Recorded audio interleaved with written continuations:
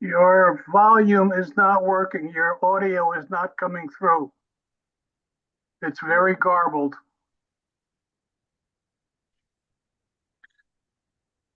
Is that your comment, or do you have another comment?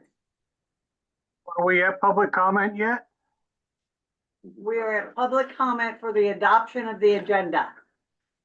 Okay, I have public comment after that. Thank you. All right, thank you. There's no public comment. We've already had a motion. Correct. And seconded. And a vote. Yeah. And so motion passage, agenda. No, I didn't vote yet. That's what I asked if because there was voting chatter over here. Is there a motion to adopt the agenda? There was a motion in a second. No And vote. and a second? Do we need a roll call? No, just a vote. You can do all in favor. All in favor? Aye. Aye. Opposed? Agenda passes, agenda is adopted. What are you doing? I'm Put looking- that thing down. Just gonna have it mounted on a van. I know it. I may need protection Madam anyway. President, I just want to, as just a point of order, I just want to make sure that, the audio is coming through. Yeah, it's good. I have Alexis listening through Okay. and the YouTube sounds good, so I Okay. think we're good. Great. So public forum. Please note the guidelines for the public forum as it appears on the meeting agenda. As a reminder, under the Brown Act, the public must address all public comments to the board, not to staff or other members of the public. Due to the Brown Act limitations, the board is not able to discuss or take action on items not on the agenda. The public forum is now open.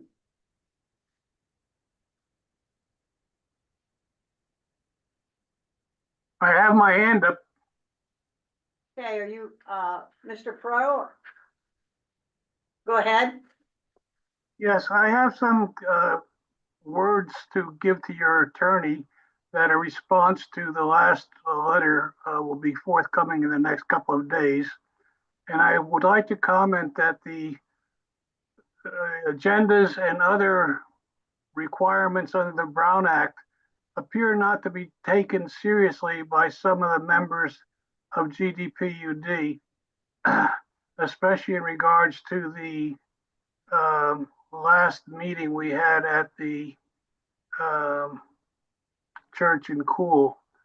And I'm getting very concerned with the late production of additional agendas after the first one coming through without the proper 72-hour period of time that is required under the Brown Act for you to, you as the GDPUD board to meet those requirements and not just blow them away as you seem fit.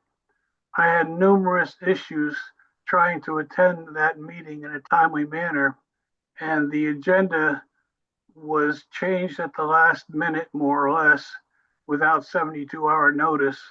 And I'm making you aware of it. If someone wants to discuss this issue with me, in which that it can take more than 3 minutes, I would be happy to do so. If the board does not go ahead and take any action to reach out and settle these issues, I will be sending in another letter to your board for non-compliance with the Brown Act, especially in regards to the last board meeting, which was the rate increase Prop 218. Thank you very much. Thank you, Mr. Pearl.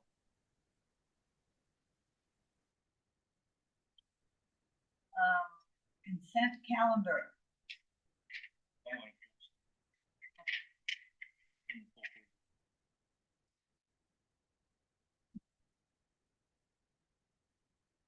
B. What is for B? The water change.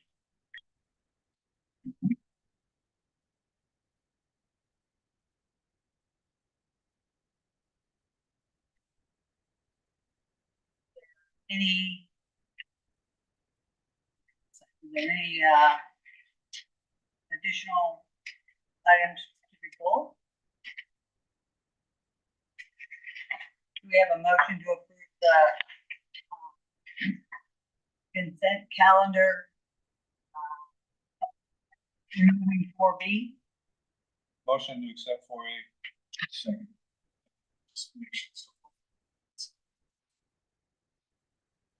Are there any public comments on this?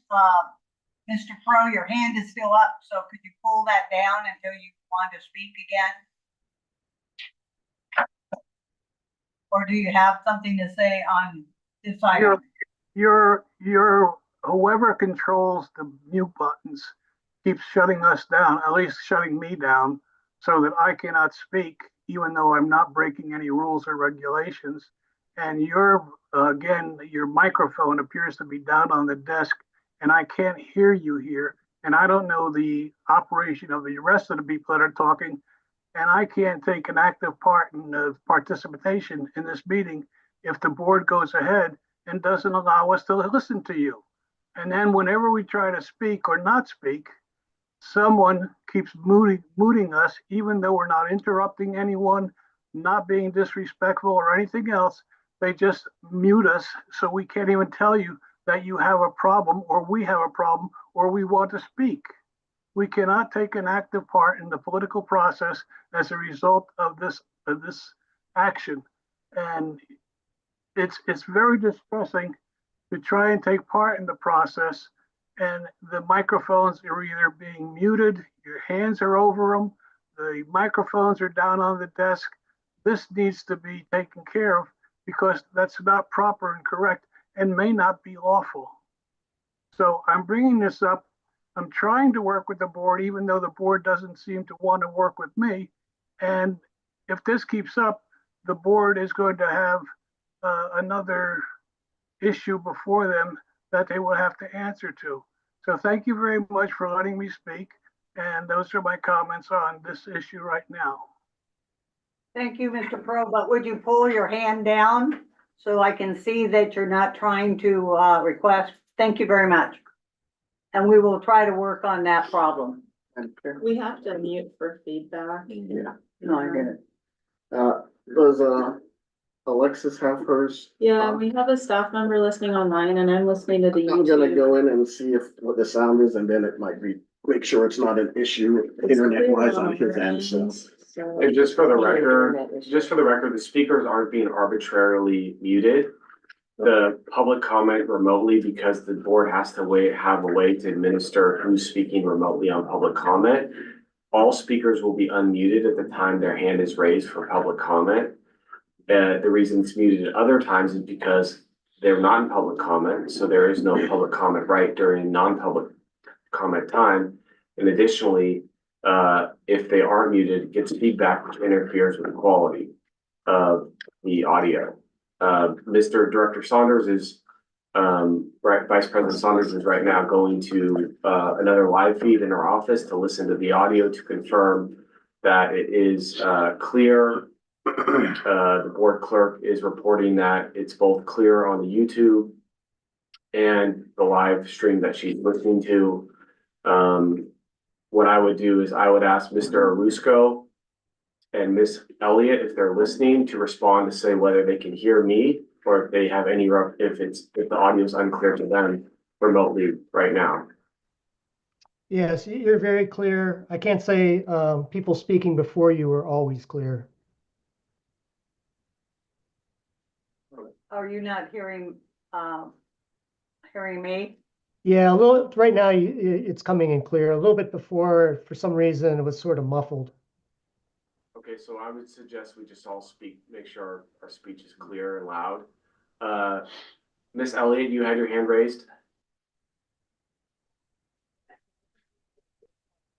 Alexis? Is Alexis muted?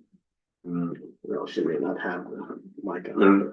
I can talk from. Yeah, Director Saunders, you went and Yeah, listened to so it. I mean, it was coming through clear from there, and the only thing was, at the beginning of the meeting, there was feedback coming through, so when anybody in the audience is in, they have to be muted or else there'll be feedback, so. And anybody in the audience remotely, correct? Remotely, correct, so, The recommendation would be, probably during, if we move the chair position, maybe move the mic closer to the chair and we'll all have to speak up louder. And for the public who's not here referenced, we have one mic in common centered between all the board members, so there's not individual mics on line on the desk. There's one mic centrally located. That's a 360 mic, isn't it? Mhm. We have to increase the sensitivity. All right, let's move on. Okay, so, I'll close the public comment period. We do have a motion and a second. All in favor? Aye. Opposed? Motion passes. Okay. Off, huh? 4B. We have to discuss the item that was pulled, 4B. Okay. 4B is open for discussion. So I will, Madam President, thank you. Item 4B is a letter that we have to submit to the State Water Resource Control Board as an intent to potentially transfer water in their temporary transfer program. This is a new guideline that started approximately 2 years ago. And all it is a letter that we send to the board. And it basically starts some of the processes of them understanding who is a willing participant in the transfer program.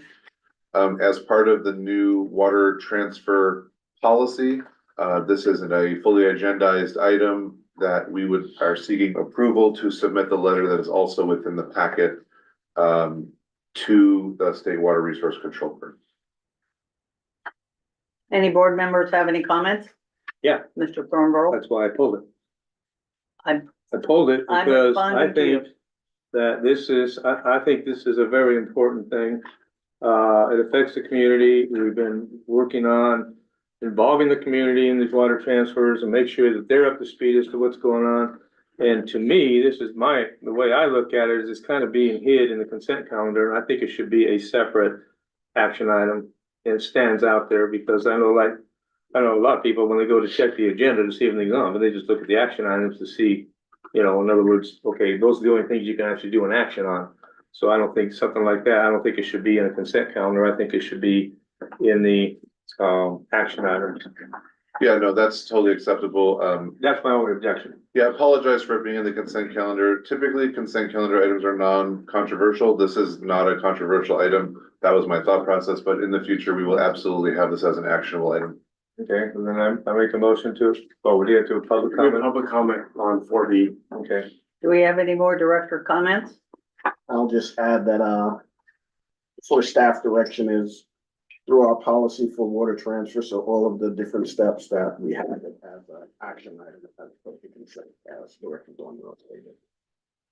And I would also recommend that we probably put a copy of the policy in when we're doing this, that shows that we're going to be doing, this is part of the process. We can absolutely do that. It just, it becomes onerous on paper printing and stuff like that. So that's the only thought process there, but we absolutely can add the policy in there. Okay, do I have a motion to accept? You may have a public comment on sorry, that. public comment? Anybody in the room? Can you make Mr. Pro? name Bob, so he's named? Mr. Pro? Yes, I would also suggest some of the suggestions that your board members have just made, I totally agree with.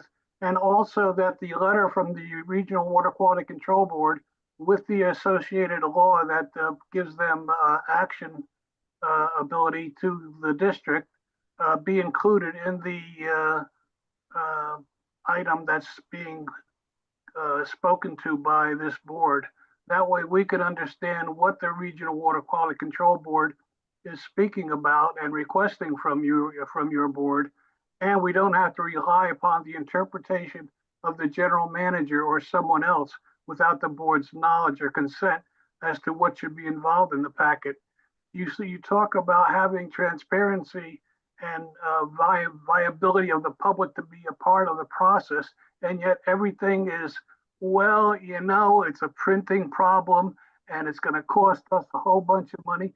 Your printing problem to do the agenda is minuscule in the amount of money and time that this district spends on keeping the public uninformed. That's my own personal opinion. And there's nothing personal sent to anyone, but as the GDPUD as a whole. We need to have more information. When we don't have information, I get upset. And that is not good for the district, for the other members of the district to take an active part because we don't know about it. We had a water main break on 193. And I can only imagine a great deal of money has been spent to repair that leak. And yet I see no notice whatsoever from the district that that happened. You know, we're kept in the dark and it's like pulling teeth. Thank And you. Frank, your interpretation sometimes leaves me distressed. So thank you very much for allowing me to speak. Thank you. Madam President, if I could just address the comments, if you would allow me, underneath the background, it is Water Code Section 1725 that governs and justifies water transfers. This is included in the staff report. And then if you read the letter, it says pursuant to Water Code Section 1727 subsection B. That is where this document is generated from. And I understand, and I will absolutely put the policy in the packet next time, but I would like the public all to know that all of our policies are available online. And we have a complete policy handbook that is available to download, and any of these policies as they're referenced within the staff report, within the headlines, within the titles are all available within our online library. Thank you. Where are we at? Are we doing this one as an action item or are we doing this as a consent item? Yeah, I think there was I believe Director Thornborough was about to make a motion. Yeah, I motion to approve 4B under consent calendar. I second. We have a motion and a second. All in favor? Aye. Aye. Any opposed? Motion carried. Okay. Office Finance Manager's report, I hope. Yes, thank you, Madam President. Any of the items that are listed, financial reports, investment report, and grant report, all can be asked questions right now by the board. We do have Office Finance Manager Jessica Kabuckle here to answer any questions. So I'll open it up to anybody for any comments or questions. Director Thornborough? I got a question on the investment, well, I guess that's the investment report, like that's what it is. Yeah, investment report on the second page. We discussed before when we were doing rates and all that sort of thing. It was my understanding and Mitch backed that up that we're locked into a minimum of 4% return. And it says that at the end of the quarter went down to 3.66. I'm wondering if there's a clarification about that. Which page are you looking at there, sir? Page 2 of the finance. 2 of 3. 2 of 3. You see it 2 of 3. I'm just trying to orient myself to where you are. Is it at that top section right there? Oh, yeah, page 2 of 3 there. On finance. No, I understand. Can you just tell me where you're reading it so I can read the same section? On the second page, there's no section numbers. It's on the top of the second. Second, 2-year treasury yielding, is that what you're? There you go. Go down to the third, Did you guys, Doctor, first would paragraph. you like to clear this up? We got, I'm not 100% sure, but my understanding is that treasuries aren't locked in. Only CDs are. No, treasuries are. They're locked in. Yeah, 2 years treasury, 2 years. Well, if you look at the second page, piece of paper under that tab of 2, flip the page to the second page is where I think, yeah, we're there. okay. Yeah, we got it. They had, So, first paragraph. the Federal Reserve lowered interest rates 3 times in this period, 1.5% and 2 1/4% increases for a total of 1%. So that's pretty much reflected in this 1.05%. So that adds 105 basis points right there. So it adds up. No, I get all that. My point is that it's my understanding that the lowest we would get is 4%, and it says it went down to 3.66. So what I can offer is I would like to do some research on why that is. Okay. As I'm gonna tell you, I don't know off the top of my head. All right. And then, also add that our investment, partner will be giving a presentation at the next meeting. There you go. So that would probably be the best person to ask because they would have the most current information. Good idea. What this is saying is at the Wait a beginning. minute, Oh, sorry. Director Strobel. Okay, I have a couple of questions on the budget revision or the budget report. On, Before we move to that, I have a question, comment based on. Then I have a comment based on. Are we talking? All right, I have another question. Just keep your voice on. Yep. Go ahead, Director. So just, yeah, the one thing we can try and get clarified is this where the current 2-year treasury is now versus what our current 2-year treasury is? So are we getting the return at 4.71, even though the current one may be 3.6? So that's Yeah, that's the question I'm gonna ask. Oh, so this might not apply to us. correct. Yeah. That's exactly what I'm gonna ask them. And then you can ask them as well in February. Okay. And we should have the Q2 report by then also. Yeah, I think the Q2 report is coming on like a week, so. Go ahead. Thank you. And I concur with Director Saunders. At the beginning of the quarter, that's what they were, this auction is 4.71, and currently they were auctioning at 3.66. I'll get a document that says what all of our treasuries are at right now. Perfect. I have another question. Is it directly related to this part because Strobel has the next floor? Oh, yeah, it's the next section. Go ahead. Okay, yeah, my question, I have a couple of questions on the budget report. Oh, well, that's the next section. You have one? Well, Grant, budgets first. I'm in the same section. Okay. Yeah, under the grants, this one, it says, grants awarded, the congressional appropriation. Have we gotten that? So you're gonna have a lovely time talking to Vectus today in our ledge update, and you can ask them because we have been working with EPA at the federal level. Okay, And they have had some meetings with EPA and with Kevin Kiley's office to try to pull that money out. So no, we have not received that money yet. It's been awarded to us. okay, It is something that we have available, but unfortunately EPA has been dragging their feet on getting a hold of that money. So okay, I good, wouldn't- okay. I like Okay, that. I have one quick question. Let's talk about the committee. Who's the committee? I already submitted all of your suggestions from the last meeting to the What'd you investment get? partners, and their investment report comes out next month, and Okay. your updates will be in there. Thank you. It's the committee of the FOC something, FOMC. So every time it says the committee, it's FOMC up here. I told them to change the word the committee to FMOC going down. Thank you. Yeah, so it will be. And I will just add, while we're talking about the investment report, and I don't want to step on your toes. No, I'm patient, no worries. I did receive a notification from our grant writers today, and I'll utilize this time as a great time to do it. We are gonna be likely applying for a $500,000 grant through the CalFed Bay Delta something program. I'm not sure the exact title of it. But one of the projects that they offer is canal lining, and they have advanced metering installation. So since we already have those projects within our CIP, I thought it'd be very advantageous to put in a grant application for that. So I will keep the board apprised of that as we move forward. This is as hot off the presses as it can be. I think I've talked to them about an hour ago about this. Director Strobel. I'm trying. Yeah, all right, thank you. A couple questions on the budget report on page 1 of 14. We have, it appears to be a new item. It's water sales, institution government.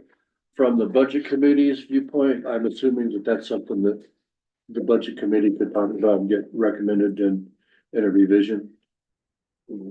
Comment? Can you clarify what I was you're? just gonna add some comments before our general manager did. Based on the new water use efficiency guidelines, they have broken it down into the different categories, and during one of my presentations meetings, I recommended that we mirror our budget reports to mirror what's gonna be required, so Okay. these are the classifications that are there, and I'm not sure if that's. Yeah, that's exactly what it is. We have, so we kind of were all retail water sales were under one bucket. And we broke that one bucket into multiple little Okay. smaller buckets, which is, something that's gonna help us with the state reporting. Some of the new classifications with the CII, which is commercial, industrial, and institutional requirements are making us kind of break those numbers out. So we're doing a little bit prematurely before we're being asked because we know we're gonna be asked very, very soon. Okay. My other question is on. Can I also add one more Yeah, sure. tidbit, is that even as Tyler was implemented, all of our accounts have been categorized by these. And when we do the billing every other month, we have to go through that billing report and count up all of these to supplement those reports. So now that they have their own GL accounts, we don't have to dig through 150 pages of reporting. It's already on the GL and we can just transfer those numbers to the Great. required reporting. So it's easier for us too. Yeah, I'm looking at, working. But we with had the already committee. been So the monitoring information's there. those different categories. And then on page 4 of 14, the second bold line going over, it talks about water fund surplus. And, the 754%, caught my eye. Capital outlay. Are you talking about the surplus account? Yes. Yeah, so that we don't budget for what we put in there every year. So the money that's there I know, but that's. is a just- positive number. It's not the And actual- it's, I believe, correct me if I'm wrong, is it about $39,000? Did you say page 14 or page 4? Page 4 of 14, Okay, and it's the second bold down. You look over on the right, it says 754%. yeah, that's because we don't budget for it, so it's.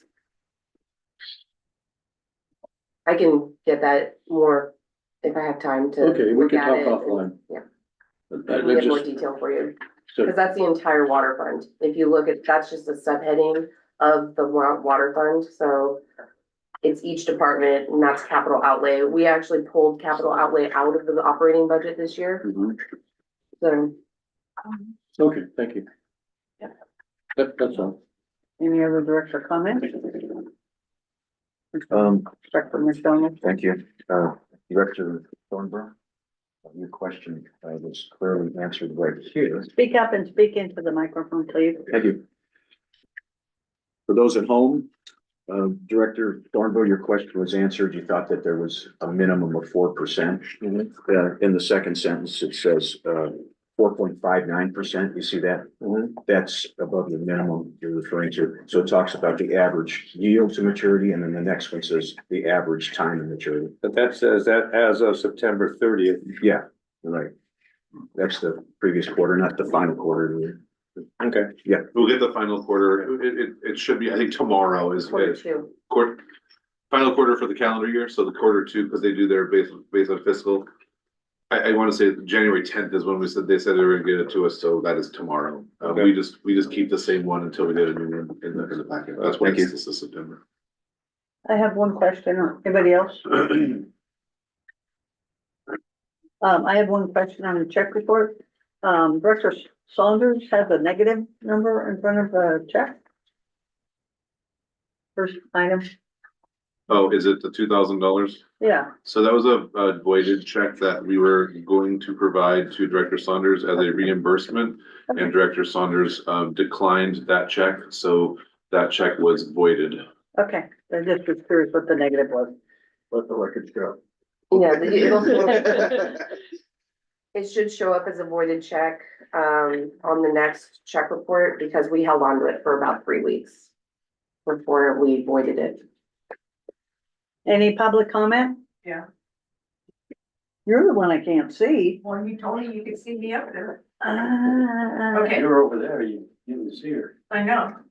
Maybe that's why she moved over there.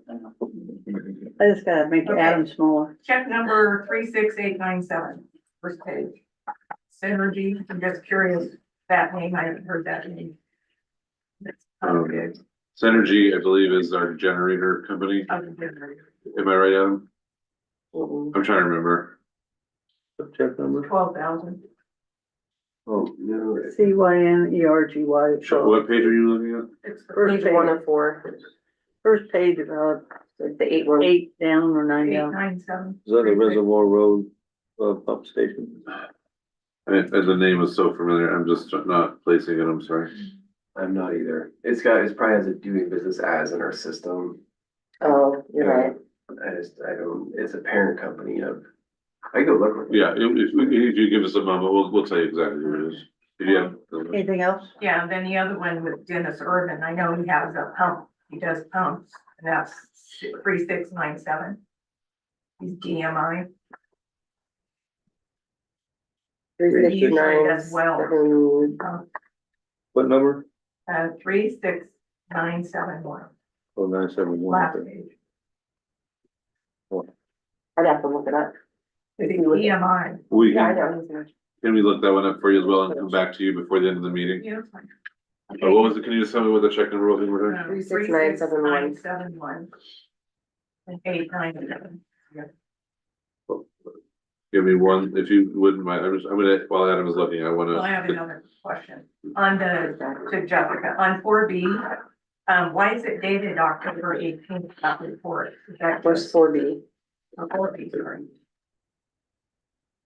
It's dated October 18th, and it's in the January.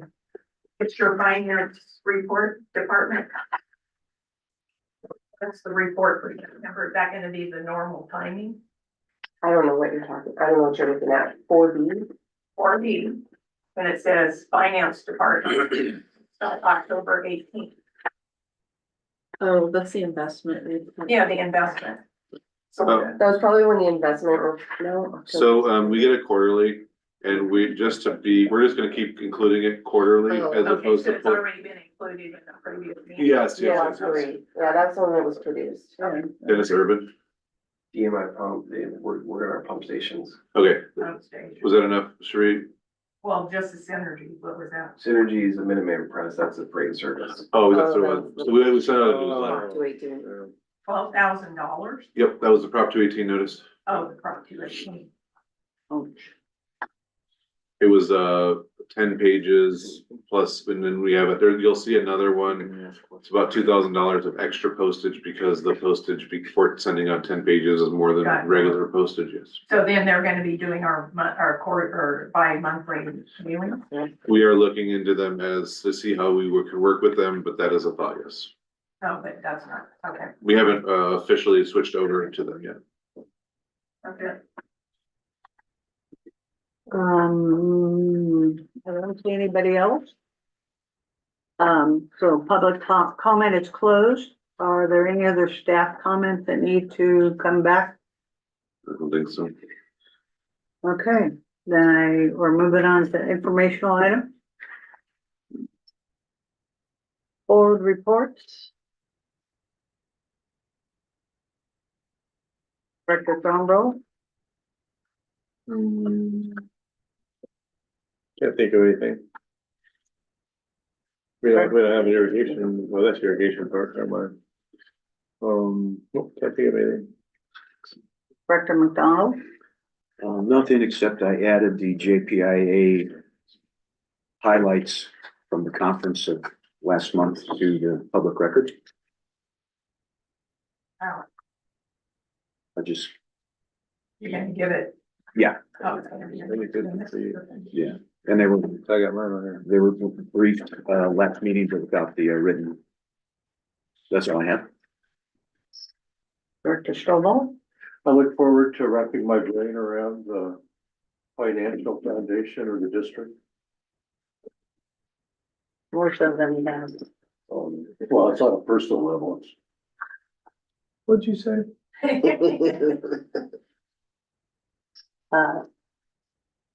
Director Saunders. I have a report in, the only thing to add, was that I had an RWA meeting today. And at that meeting, because the chair of the RWA retired, there was a vote for chair. The plan was to continue succession, so have me be the apprentice still, so next time around I'll be chair, so. The vote was 11-8 for the current chair to remain chair, so I will be vice chair of the RWA.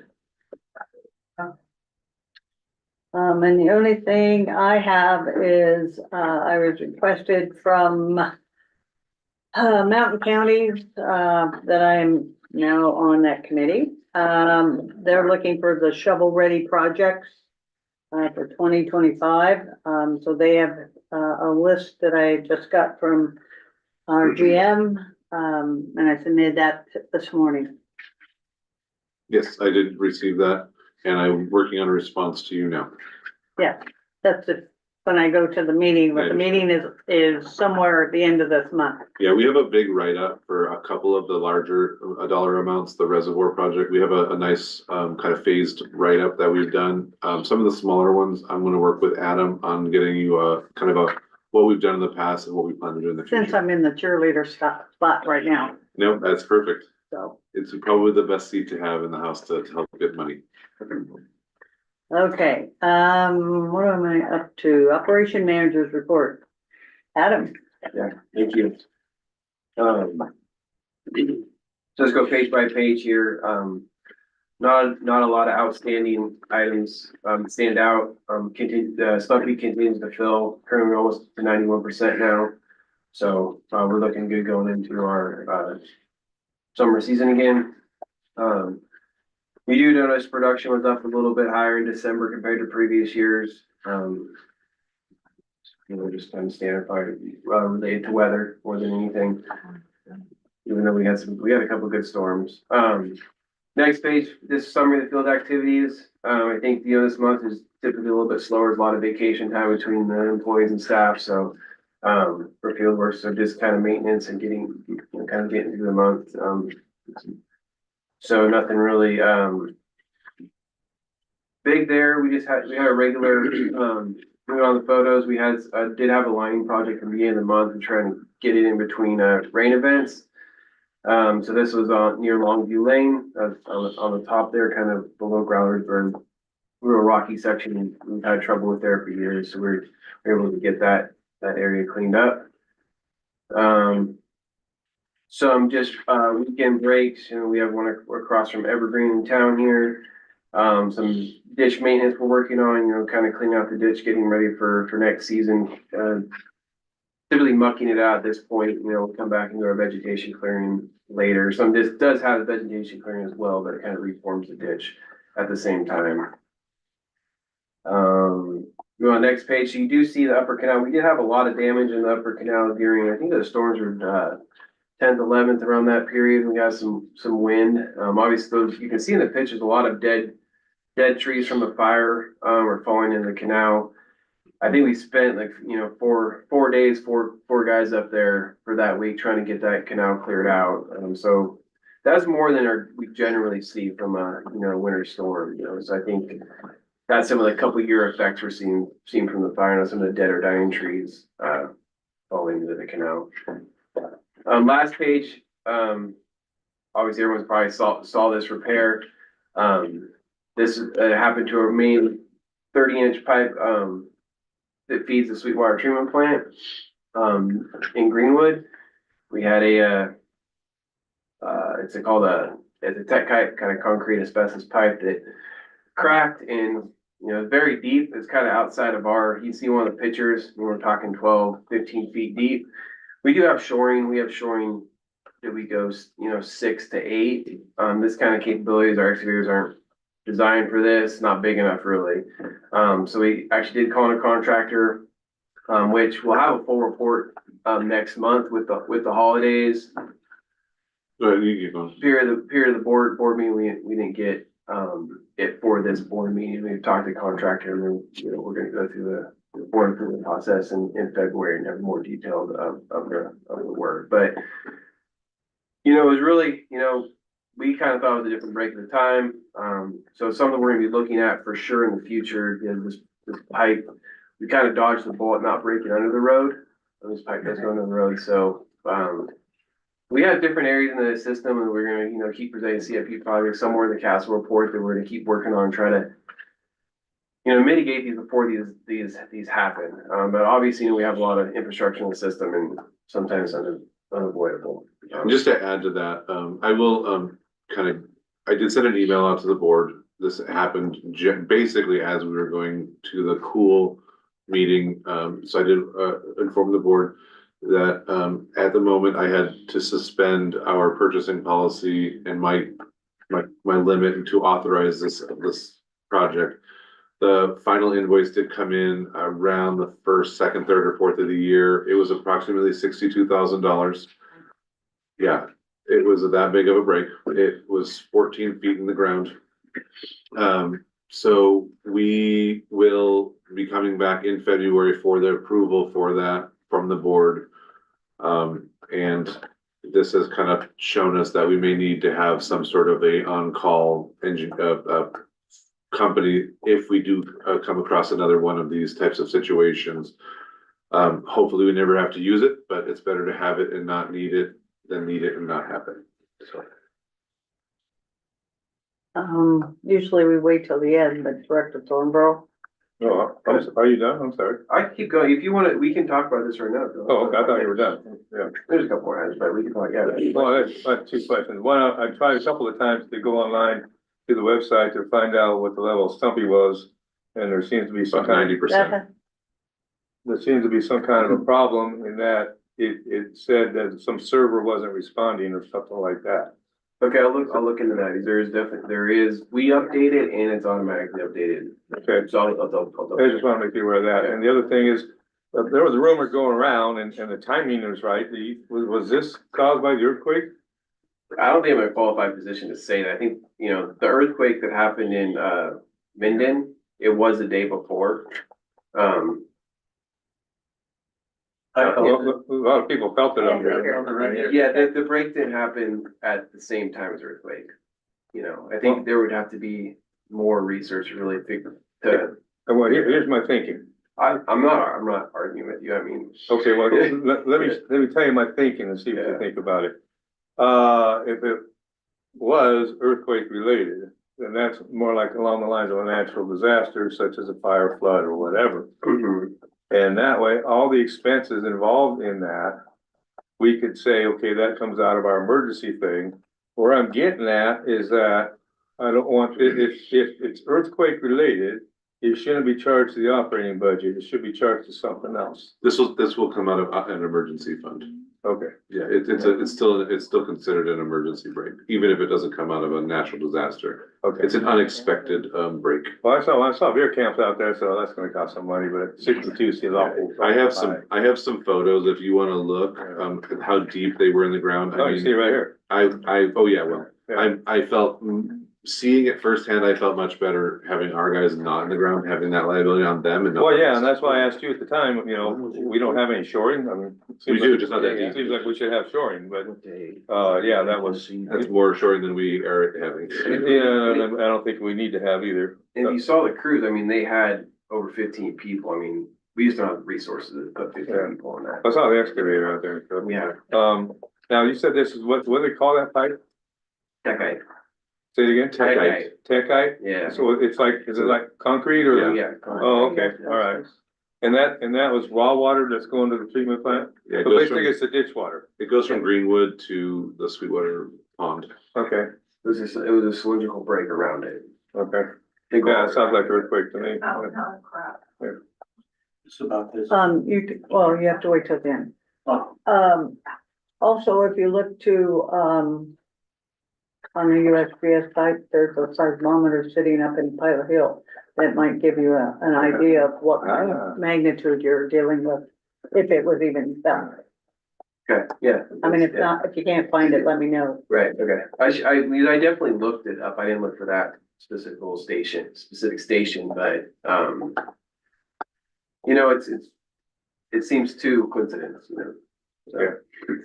That's what I say too, but I got another question for Nick. If that's Well, and all right. also, wasn't there two earthquakes? Seven altogether. Yeah, there's the big and then the aftershock. Director McDonald. I was gone for a week. What time frame was this?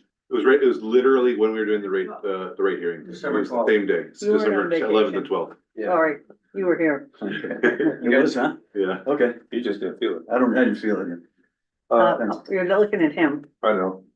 I corrected myself faster than you acknowledged it. Director Have I been Thornborough. called on? Okay, good. when you calculate that out, is that for our guys too, for the total amount? No, that's just their bill. Okay, you don't think that we should be adding our guys time one, I know. Oh, I can absolutely, we have it all in cartograph. I'm just telling you approximately, I wanted to be transparent. There was a public comment that was made about, seeing the guys out there and how much that's gonna cost. I wanted for transparency's sake, I wanted to give you an idea as to what the bill was coming in, but yes, included with that report will also be our manpower and time and money and everything. Perfect, okay, thanks.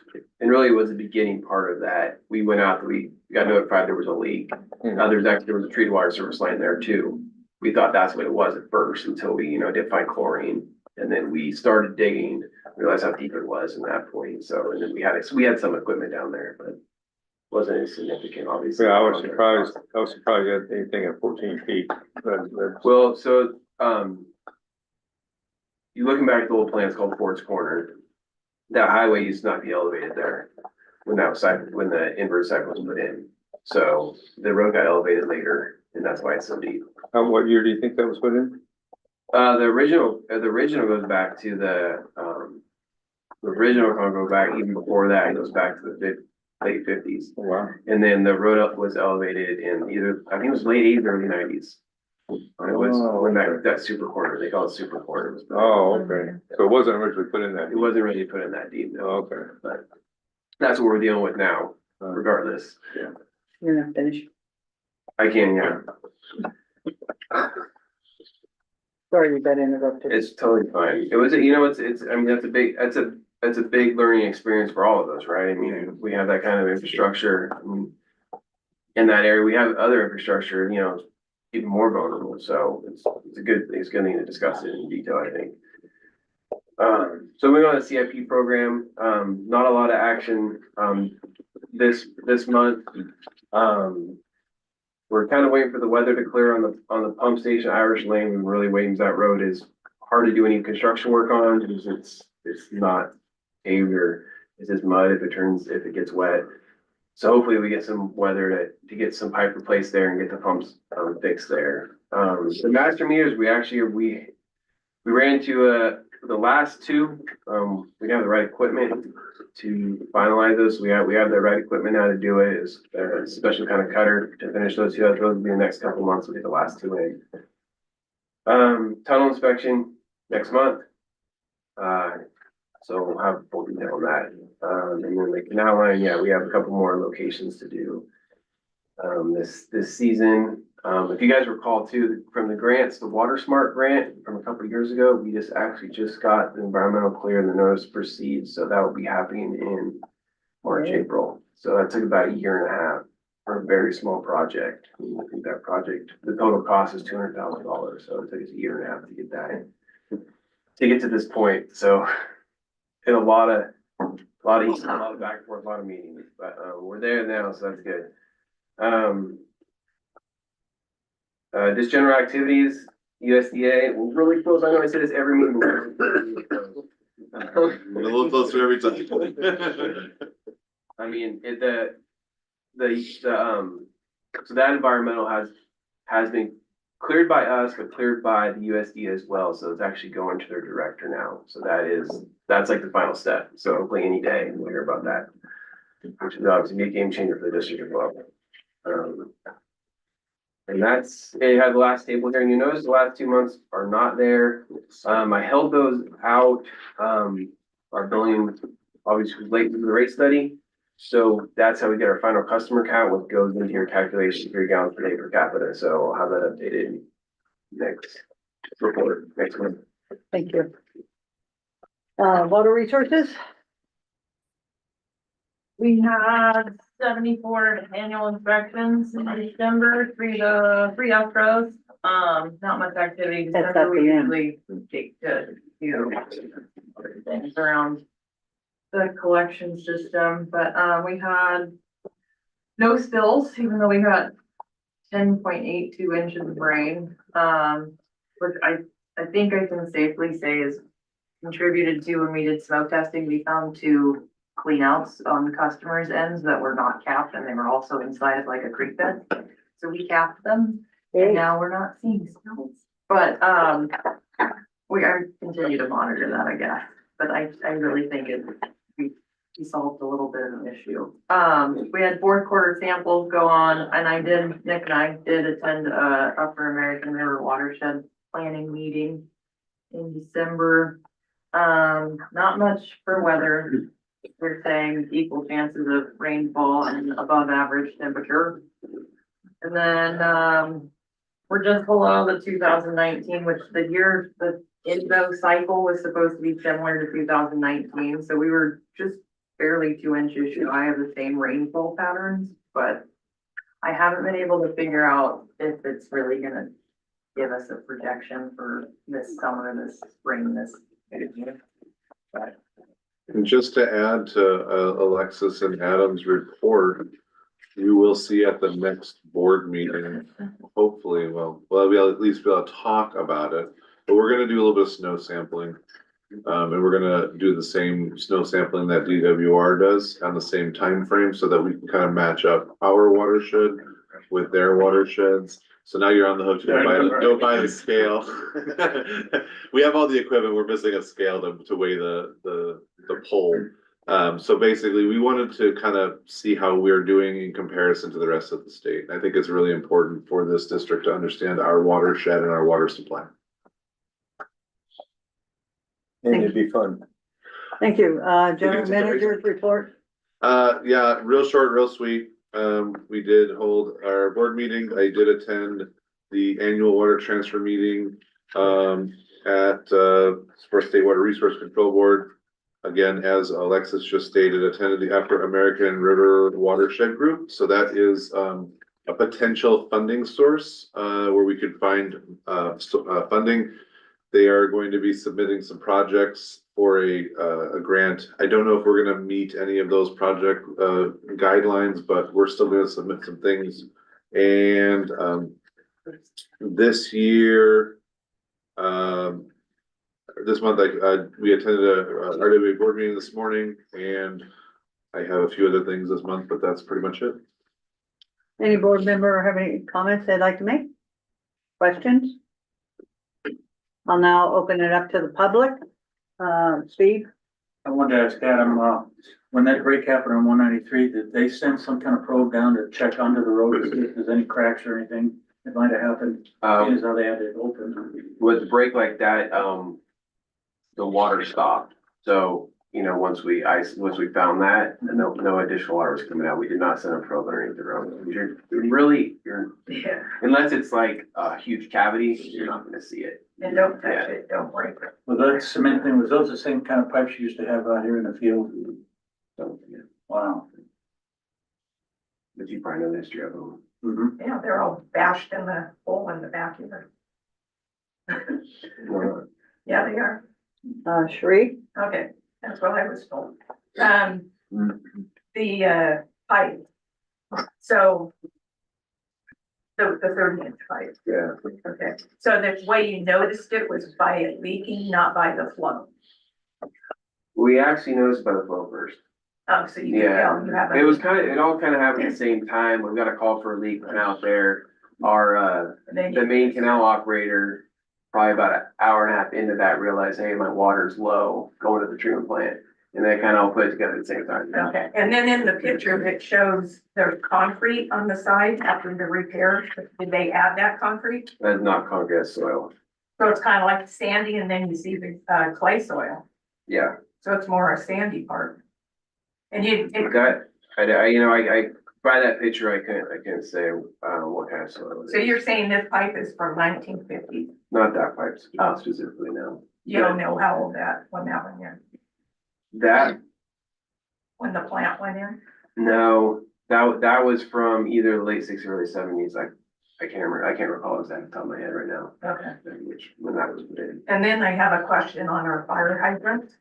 Since it's treated water, are we in the same situation as Palisades? I know we have different water source, but I think we've talked about the fire flows a lot. The council report, really covered our fire flows and, where we're deficient, where we're adequate. I think that's a good report. Well, We've discussed that quite a bit. yeah, but I'm talking about if we had the fire departments are just taking a whole bunch of water out. That's our treated water too, because you can't shut off treated and fire hydrants because they're all the same water. They're all connected, yeah. Yeah, and you can't, so we could be in that same situation. I mean, I think statewide, in any agency that sees that kind of disaster, I mean, I think it's. Yeah, except we have ponds that they can give out of, unless it's smoking. They got the ocean down there. Well, yeah, but they didn't do it. And a million swimming All right, oh, and can you cut those dead trees that are falling into the, I thought that's what we got all the stuff. We did do some of them, yes, we did do some, but not all of them. There's still, I mean, there's thousands, yeah, thousands of them. So you can't just go in and cut some. Well, some of them, like you, so Steve, it could fall 150 feet up and go all the way down to the canals. I mean, Well, that's. yeah, you could cut them all. So we're just gonna continue to have this problem. It could last for a little while, yeah, yeah. Okay. Director, Is that it? President Simmons, We're in public comment. may I just respond to that one comment a bit for. I would close it first before you do that. Yeah. Mr. Crowe? We're open for public comment. You know, there. Again, you're talking and whoever's controlling it is not unmuting me, so I'm talking to myself here. In regards to the pipeline crossing 193 that broke, you mentioned the type of pipe. I remember somewhere back where they had a recall on that pipe, where other agencies have had statewide recalls on that pipe. And it may be an option for you to look into that so that we can offset any type of potential cost back to the manufacturer of that pipe. Also, that piping was done, I believe, in the 90s because they did extensive refurbishing of the pipeline going in across Slager Mine Road, back behind Potato's house, up onto that high hill where the Christmas tree farm used to be. And then it drops down and across underneath Highway 193. And that was much later than the 50s and 60s and the 70s that your agent or worker is speaking about. So it's much later than that. It's in the 90s at least. I believe when Mr. Usa was on the board at that time, and he wouldn't give out any information at that time. Also, there was a question in regards to the tunnel break that we have up country at Volcanoville Road, and there is apparently documents that are being circulated to contractors, requests for this, for that, et cetera, et cetera.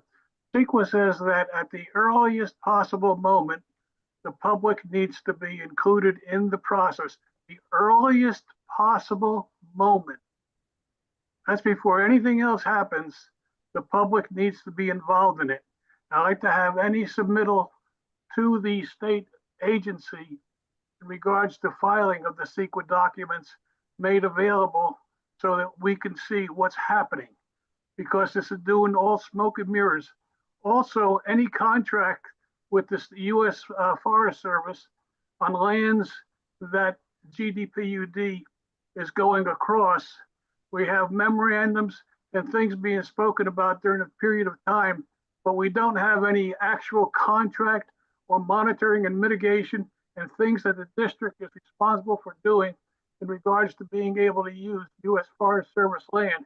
You can accept this as a California Public Records Act request if you don't provide it automatically.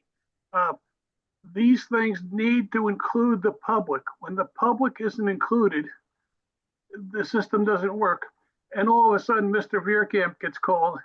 And I don't know if you know it or not, but he's also got a $5 million contract with Caltrans to do any emergency work on 193. Mr. Veerkamp certainly gets around quite a bit.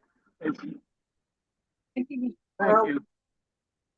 Close public comment. Are there any more comments by the board? Director Saunders? I just wanted to comment on the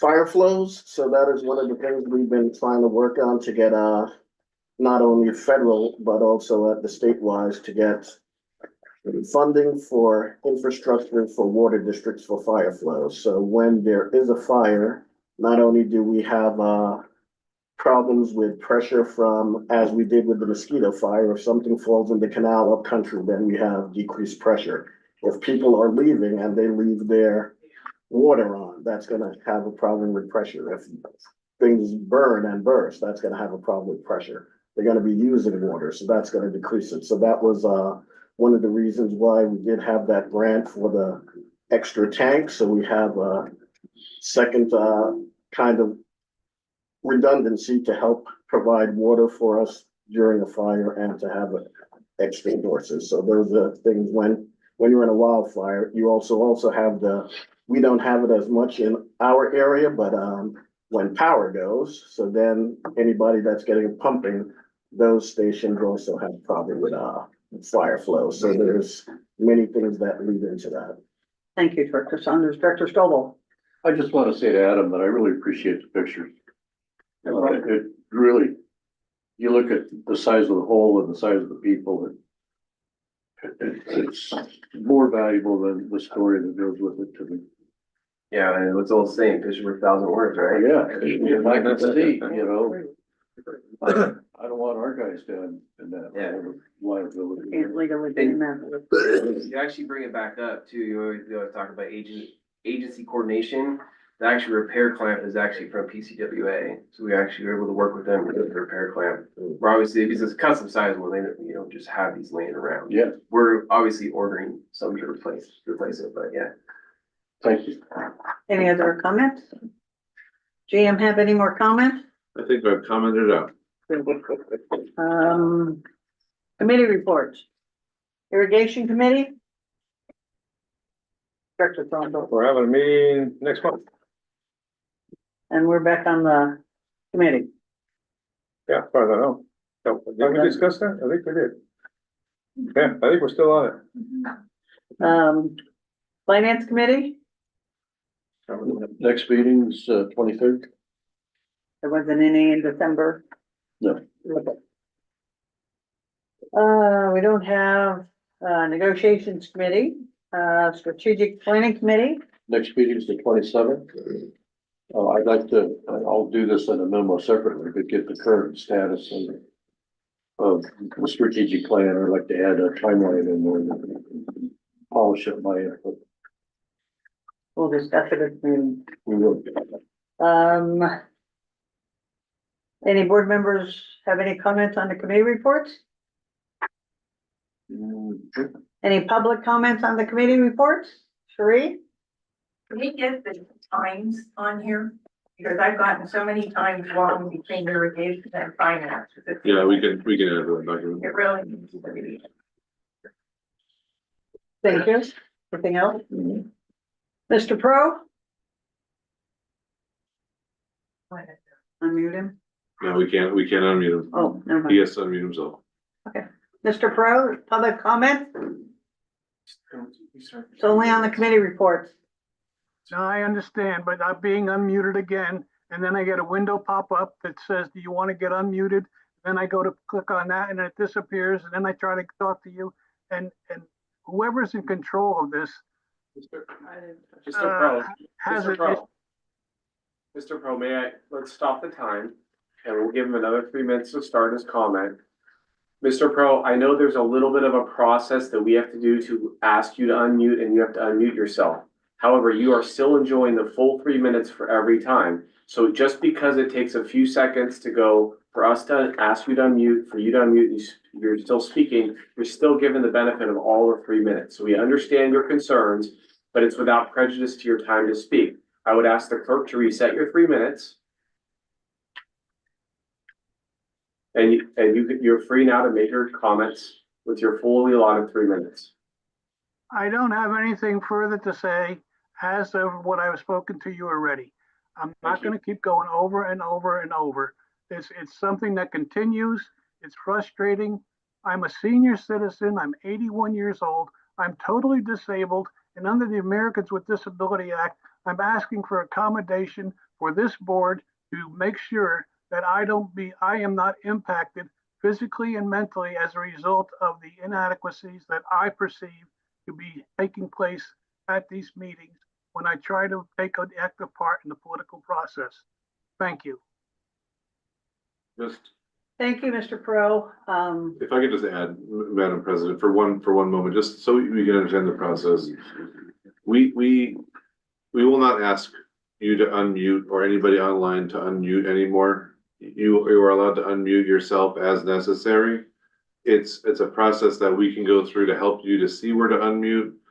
However, we will have to mute you after your comments, and that is because we have had complaints of feedback within our video after the fact. So you will be muted. We were only gonna mute after the fact of the comment. We will not mute anybody during their comment unless the time has been used up. So from this point going forward, anybody on the Zoom or online will have to unmute themselves, and we will not ask them to unmute anymore, because I don't want anybody to be confused. Thank you. Sheree? I have a concern on that. Wait, the public comments closed. Mr. Pro's time under this. Okay, but I have to say, now that's gonna be a new procedure, because in the past, when I've been on the phone for irrigation and finance, I will unmute myself, and then within seconds, I get remuted. I mean, We will not mute you unless your time has so there's been used up. new procedures. It's not really a new procedure. It's just the procedure that we will use going Okay, forward. because it's happened to me multiple times too. I'm just wanting to say, Thank you. We'll try to work on it and get it cleaned up a little yeah, bit. just some guidelines. It's a We are change. closing, excuse me, I'm trying to close public comment. Any more board comments? I just want to emphasize the one thing our legal counsel pointed out is that we have run into several, I'll say there's not enough for Steve to hear. Many times we've had problems with feedback. And there's been times we've been sitting here, we're trying to figure out where this noise is coming from. It's been coming from somebody. So that's why we keep everybody muted. And that's, as far as I'm concerned, what we'll continue to do. Yes. Thank you. And nobody, to be clear, nobody is losing their right to get their full 3 minutes of public comment on any of this. This is simply an administrative step that has to be taken. Mr. Pro's had the benefit, as this meeting is evidence, many times to give his full 3 minutes of public comment. So there's no abridgment of anybody's right to give public comment. Director McDonald. Thank you. And this isn't more of a procedural change, it's a process change within a procedure. So there's processes within procedures, and it's a subset of the procedure. Okay, I think we're up to action items.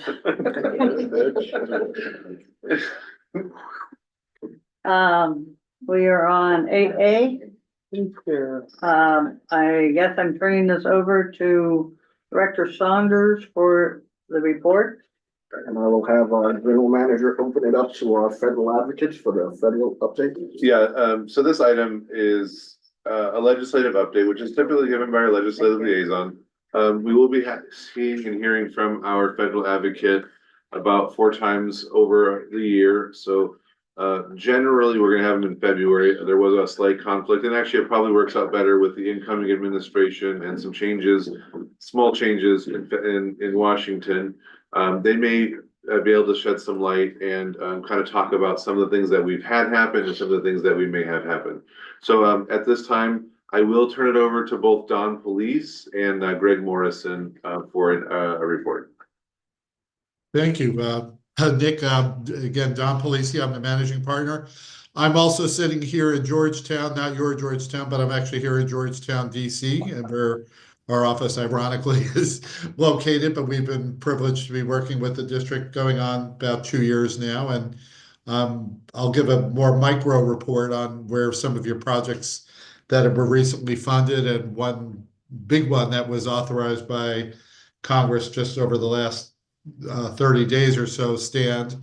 But I did want to open up with what things are looking like in DC, as we've had now a new Congress and had a definitely the new administration swearing in 2 weeks.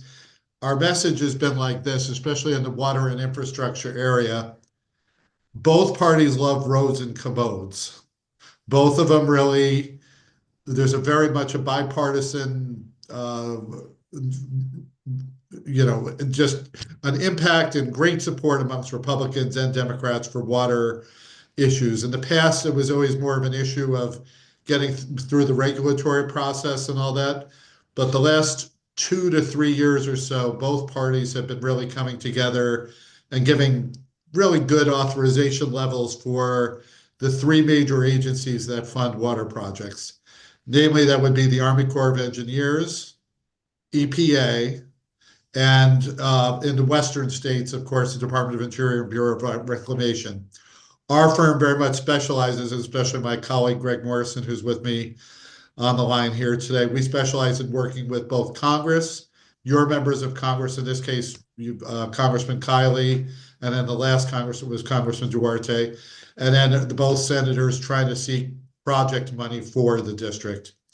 We're happy to say you've been unusually successful, especially for a small public utility district where, very often there's always concern that some of the big guns in Washington are going to be getting most of the money. For example, the Metropolitan Water District of Southern California, which has a whole team of lobbyists, both in-house and hired, working for them, or, East Bay Mud or Santa Clara and all that. But you guys have had a really great reception, and I've been proud to be your advocate on the Hill and having, especially Congressman Kiley, even Senator LaFonza Butler submitted some money for you last year. And I have to say, I think they recognize not only the need, for both, fire suppression efforts, but the need for storage, and even on the Army Corps side, seeing a whole, multifaceted number of projects that your district could do. On the macro level, inauguration is a week from next Monday. Yes, it's a big sea change on a lot of issues when you have a new administration come in. There will be a new EPA director. It's a former member of Congress that we've worked with in the past when he was in Congress, Lee Zeldin from New York. He's very much interested in infrastructure issues. I think he's going to be really good. And if I could editorialize a little, I think his EPA will be a little more efficient in dealing with agencies and dealing with the public than the last administration, or should I say the current administration. We are bipartisan. I'm not, sounding off against the Biden administration at all, but they've been very inefficient at the EPA staff level, frankly, and implementing a lot of measures both on the funding and the regulatory side. So it's taken a little bit of extra work with Congressman Kiley's office and moving some of our projects along. Over at Interior, the governor of North Dakota, Doug Burgum, is going to be the new Secretary of Interior. He's got a great background. He's got not only a business background, but gubernatorial.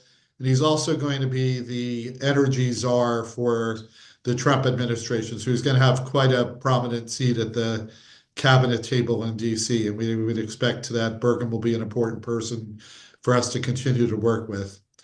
On a congressional side, the biggest change is now, of course, since we started with you all the year before last, Senator Feinstein passed away, and now we have Alex Padilla as the state senior senator. Senator Padilla is a very bipartisan oriented. He's on the Environment and Public Works Committee. He's been very responsive to, the role as senior senator now. He's well liked by Republicans and Democrats alike. He's an MIT guy, so for those that are oriented toward an engineering solution, he's very logical in the way he approaches things.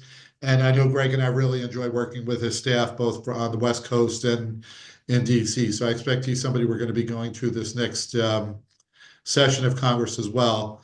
Adam Schiff has sworn in. He swore in a little early, replacing Senator Butler, who was the interim. Adam Schiff also has some really good water people. Our firm has worked with his House office. We represent the Rose Bowl down in Pasadena, and Adam Schiff's been very good to the Rose Bowl, fixing one of their water mains. So we're very confident that as your board and Nick and us bring the projects to the table this spring, Schiff will be supportive as well. Getting to the big one, we were really pleased that the Water Resources Development Act passed before Congress wrapped up. In fact, I think only about 5 days before Christmas. There was a question whether it would make it under the wire. WERDA is a big bill that I think many of you on the board know comes up every other year. It used to be actually only about every 6 or 7 years. Now they've gotten on a regular cycle of every 2 years. And your district was able to get authorized, really, again, with the leadership, I would say, primarily from Congressman Kiley, but also with both senators' support. If you have a $20.5 million authorization for Army Corps projects. And I know when Greg Morrison and I first saw the language, we were really pleased because it's written very broadly too, that it's 20.5 million for water and wastewater infrastructure, including water supply, water storage for the communities that you serve.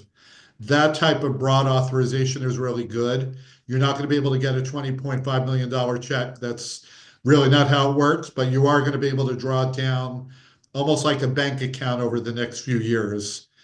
So as much as you need for the coming year, Nick and Greg and I will be working primarily with the Army Corps on the grounds, either here in DC and out in the district, to figure out the amount of money that needs to be appropriated each year. So I would imagine over the next couple or 3 years, it could be spent down according to the needs of the district. So again, it's not a one-time appropriation. It's actually a little bit better. It gives you the flexibility to plan out. And in larger projects like this, we have found the Army Corps has been really good to work with. Frankly, a lot better than EPA. I don't mind editorializing even on a recorded program, because the Army Corps likes to get stuff done. EPA tends to have almost the opposite thing. We do have our $1.5 million appropriation that Congressman Kiley got for the district. It's been really frustrating. It was appropriated last spring, and much like every other water district in really the western US and around, the administration has been woefully understaffed. They frankly have said they don't have enough people to process them. And I know Nick and I have been consistently in touch and pinging, Congressman Kiley's office as well to help run interference. So, Nick, I haven't talked to you in a few weeks about that, but I'm wondering if there's any movement on your end since I've brought it up. Yeah. Okay. The latest from Kiley's office, they said, hang on another week or two. Now that Lee Zeldin, who is friends with Kiley from their time together in Congress, they expect they're going to be able to break it free and, get somebody at the EPA moving on it. And we've talked to the ombudsman as well. So anyway, overall, really pleased, looking forward to this next year. We don't expect a whole lot is going to change because, as I said, everybody likes their roads and commodes back here in DC. There will be some drama with President Trump and his, frankly, very colorful approach and theatrical approach to a lot of things on immigration and foreign policy and taking over the Panama Canal and stuff like that. But the bread and butter things of Washington, the 12 spending bills that pass every year, Army Corps won't have any dramatic changes. The Department of Interior should run efficiently. And I'm just, really looking forward to, again, another really productive year. I think you've gotten some great return on investment for having us on the ground with you back there. We have really enjoyed working with Nick and his management team, and I'm happy to take any questions from you at the director level as well. So I'll stop there and happy to expand upon anything I've reported on, as is Greg. Do we have a presentation from Greg? They were. We ask questions. You can ask questions, yeah. Director Saunders. Hi, I'm the legislative liaison, and I will be in DC next month, so I will contact you guys to see if you can set up any meetings with us for anybody out there we can talk with. Oh, that's perfect. Yeah, but please get us the dates. We'd love to, in fact, since Congressman George lost and, there's now new Congressman Adam Gray, we want to make sure we get with him, touch base with Coyote, thank him for his 1.25 million last year, and then certainly to sit down with Shifts people. So please let me know. I'd love to spend a day or two with you on the Hill. Director Thornburg. On that 20.5 million, is there a time limit that we would have to get all the projects done by on that? It's really honestly up mostly to the Army Corps. The assumption is over several years. In fact, I'll defer to Greg Morrison, who's a little more technically oriented than I am, and having worked at a water district. But it's unlike congressional earmarks, which are within 1 year. you do get several years to get things appropriated. And in fact, we've had appropriations as old as 12 or 13 years old that sometimes are drawn back upon, from districts. So I wouldn't tarry or delay, but it's not something you're gonna need to spend in haste over the next year or two. They will hold us to the original mission of the earmark, which was written out, when we made the submittals earlier this year last year to the Senate offices. But again, given the flexibility, I would say we'd have up to, several years to spend down the money. Okay, thank you. Any other director comments? I will now open it up for public comments. Sheree? Is there gonna be another meeting once you get the appropriation and you're going to be discussing what you're gonna do with it? Oh, of course, it'll be very similar to a grant application where we have to submit a document and we have to submit a project. So generally, as Mr. Police said, it's very broad, so we can use it for a lot of the different projects that we already have in mind and scheduled. And we've kind of talked about some of the rehabilitation of some of our water supply projects, and that is our first kind of ideas to utilize this funding. But yes, everything is going to be very transparent. We're not just going to be able to sign blank checks, as was said. It's all going to be a process. It still has to go back through Congress. It still has to be approved. It still has to all the same appropriative processes have to go through. Right, but what have we been discussing, basically, like? So it's all part of our, if you look at the CIP, it's all part of the budget in the CIP. And it's also on the bottom of the grant sheet. You can see some of the larger projects that we've discussed and talked about. But there's nothing specific on these. Yeah, we were looking at the hydro, which we have an appropriation for, so that's we may not need it for that, but we also are exploring the rehabilitation of the Onion Creek water supply. Okay. We're looking at rehabilitating Otter Creek water supply. We are looking at the potential for adding additional reservoir storage space, how we can do that. We are looking at water supply line replacement. We're looking at canal lining and piping of canals. I mean, it kind of runs the gamut. We're looking at just about everything that could benefit the district. So it can be applied to a lot of things. That's what they were trying to say, is we wrote it very, very broadly. We tried really hard to kind of make this for the whole district. And there's 8 that I'm gonna be cheerleading also. And so we might be getting a separate grant for the hydro on the dam. Yeah, so we also put in an appropriation, as was stated by Mr. Felice, through LaFonza Butler, Senator Butler. Yeah. And that is for $7 million, and that is still within the process of moving forward as of right now. Yes, I'll just add that was unfortunately punted into this year. The appropriations are, worlds are kind of colliding. The FY25 appropriations got punted into the new year, almost the same time we're going to be starting up with FY26. So we'll be taking that up again. Now that LaFonza Butler is gone, that's one of the things that it automatically got forwarded to Adam Schiff, and we'll be following up now that he is sworn in to make sure he's at least doing his best to move it forward. Sometimes my warning is, if you get an earmark 1 year, it's harder to get it 2 years in a row, but we're still going to keep trying. And this year that would open up, FY26 would be a year you'd be spot on to get another earmark again, so. Okay, so my question is, the 7 million, is that just for planning or is that actual? That's the whole construction of the whole project. Okay. They term shovel ready. Okay. Are there any more public comments? Are there any more director comments? Director Stovall? Yeah, can either you or Nick address the possibility or the utilization of state matching funds?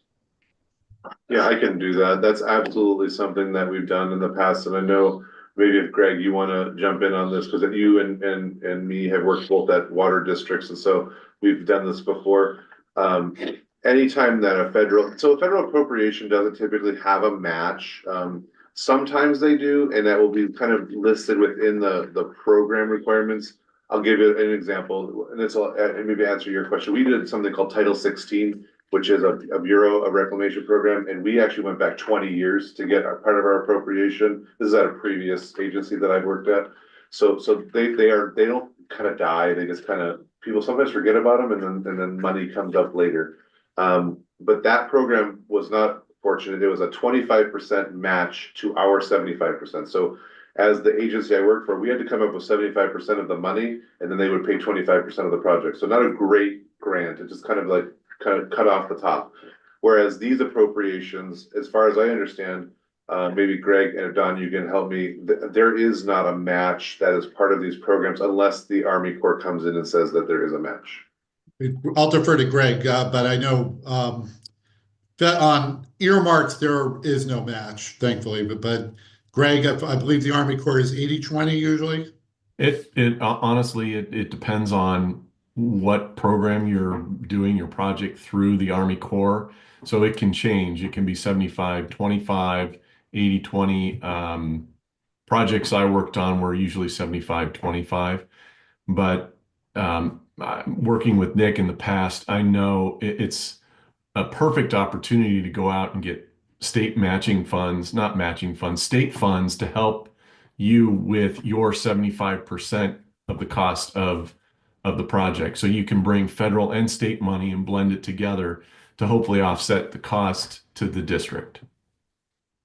And the federal government likes to see skin in the game from other entities. That's usually one of the, almost a prerequisite, not quite stated as that. And I will say that 75 or 80% is the 75 or 80% federal. So it's much more generous than, Nick, you mentioned Title 16, which is a great program, but it's usually the Bureau of Reclamation has been less, authorized only up to that 30% or so on the federal end. Right. Thank you. That's what I was looking for, is utilizing multiple funding sources. So Absolutely. far, the CalFed program that I mentioned earlier, we could utilize that 500,000 to offset. And one of the things I've experienced with these appropriative dollars is you can actually pull in a lot of different projects. As long as it's not having federal funding involved, you can pull in because this is very broad, we can pull in a very broad sweeping money pot to say, here's our matching funds. So again, I'll give an example from a previous agency. We were trying to build a hydro. It was for about $4 million. And we were able to bring in projects that were completely away from that project and cursory related to what we were doing with the hydro. And we were able to kind of match them all together. So there is some flexibility and some generosity to a lot of the projects that we may be doing in the future. Well, thank you for having me on. Been a real pleasure as always. Look forward to more updates like these over the next quarter. And Director, I look forward to having you with me in DC next month. It'll be great. And Madam President, if I might just take a minute real quick. Go ahead. Thank you. I just want to reiterate, I know Don touched on it at the beginning of the beginning of his report, but I just want to put maybe a finer point on this. I think you all as a district should be really proud of what you've accomplished over the last 2 years to get this kind of not only earmark money, but to get this kind of an authorization through the Army Corps. It's not easy to do. And I've seen larger agencies struggle and never accomplish an authorization like what you've received through the Corps. So I know Nick has a lot of background experience in this from previous agencies, but I've always really respected his insights and vision for doing something like that, and he's brought that to your agency.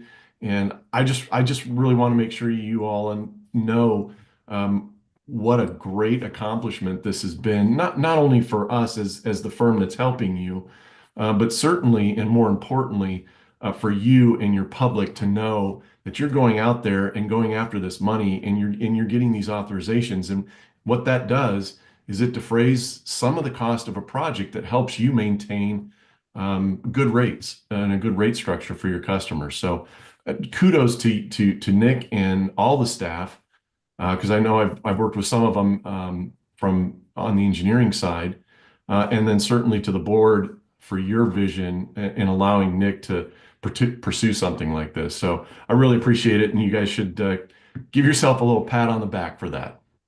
Thank you, Madam President. Right. I guess we'll move on to the next section. Yep. That's you. So, yeah, and I'll also, Thank you. Rich, thank you. I remember when we brought that up to have the federal lobbyist, and that was a big decision for our board for the first time to go that way, and within the first month, it paid for itself. So thank you so much as well, Victor, for your work. So Thank you. in my report, I covered the things that I knew they wouldn't cover. So the Special District Grant Accessibility Act, that was not voted on this session. That'll need to be reintroduced. And that's something that puts into language that special districts would be defined as government in federal law.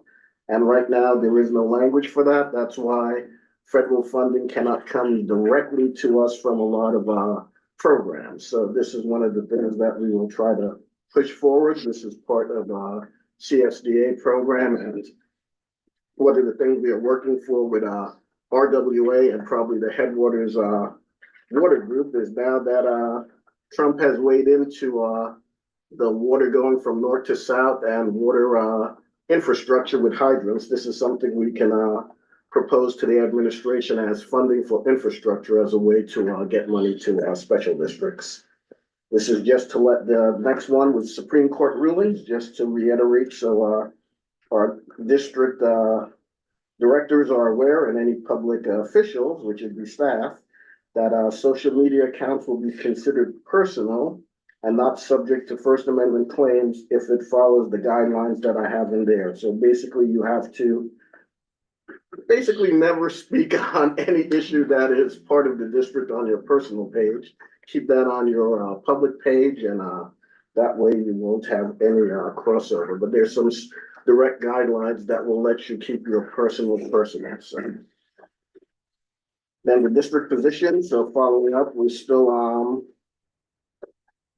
the low income rate is still that act to make that permanent. The low income program for federally, that's still waiting to come back again. We talked about the HR 8812, that's the WRDA Act, and then the Fix Our Forest Act, that's still waiting to come back again next session. The advocacy we did do is we're still part of ACWA's coalition to maintain funding for agreements to support the healthy rivers and landscapes. We already did support that. And our next advocacy coalition, which I'll be asking for today, is to send a letter to support the Healthy Rivers and Landscape Pathway, to join the advocacy letter, and maybe submit a GPUD letter. So I do have a brief report to update on the Bay Delta plan, because we never did it.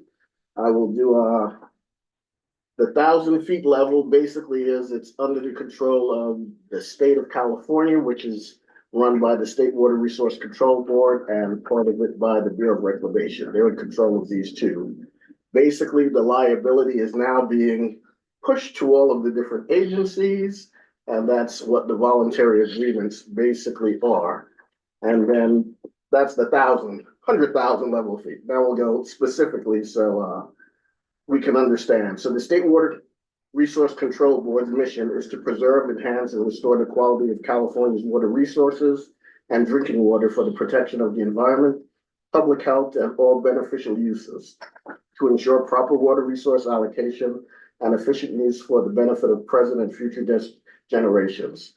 So this has been adopted and updated using the Water Quality Control Plan for the San Francisco Bay and the Sacramento San Joaquin Delta Estuary.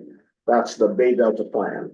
So that identifies how the water should be used, the beneficial uses, and it also implements achievable objectives, monitoring, evaluation, and special study provisions to evaluate and inform planning and implementation.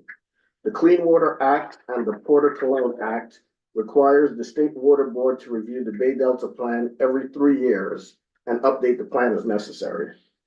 So on March 29, 2022, the State Water Resource Control Board received a memorandum of understanding for voluntary agreements. The agreement included the signatories from state and federal agencies, local water agencies, private companies, and a nonprofit mutual benefit corporation. The VAs, which are voluntary agreements, include a combination of proposed flow and non-flow habit restoration measures on a portion of the Sacramento Delta tributaries to last over 8 years, with the intention of that to be extended, and includes varying amounts of increased flows depending on the water year type, which we have added to our water transfer policy programs, if you've seen, and it'll be updated in our urban water management plan. Non-flow habitat restoration actions, which are targeted at improving the spawning and rearing capacity for native fish and wildlife. It also will deal with landscapes and estuaries and those things as well. The most recent draft of the plan for the Sacramento Delta was released in October 2024. There are 2 pathways to achieve the goals for the Sacramento Bay Delta plan. This affects GPUD directly because as a district, we will be responsible to comply with the parts of the agreement that pertain to the American River. Pathway 1 can best be described as unimpeded flow.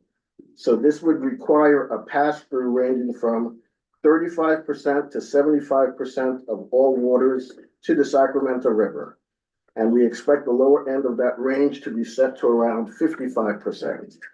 So this would have no governance structure, no potential funding for water agencies, limited to no ability for conditional changes.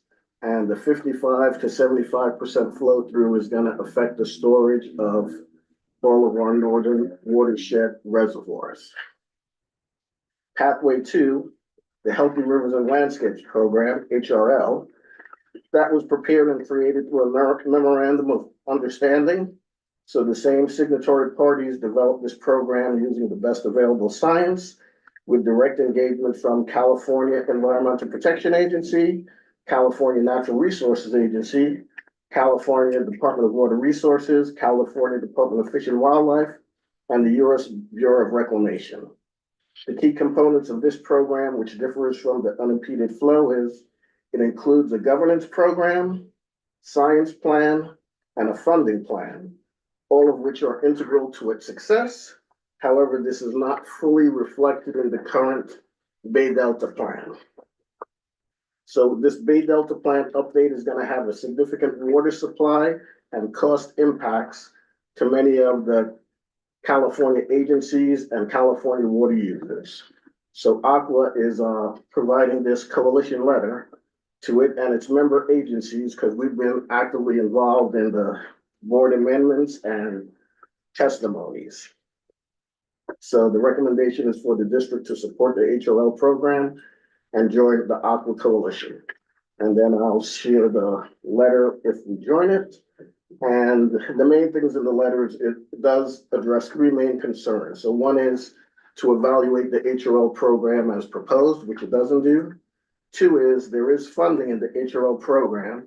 So there's already secured about $2.4 billion to support water purchases, crop idling, construction of new habitat. So there are money that's already in there for it.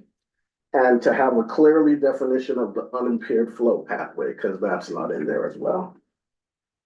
So that's a brief, kind of long, but it fully explains the Bay Delta plan because we never really discussed or explained it.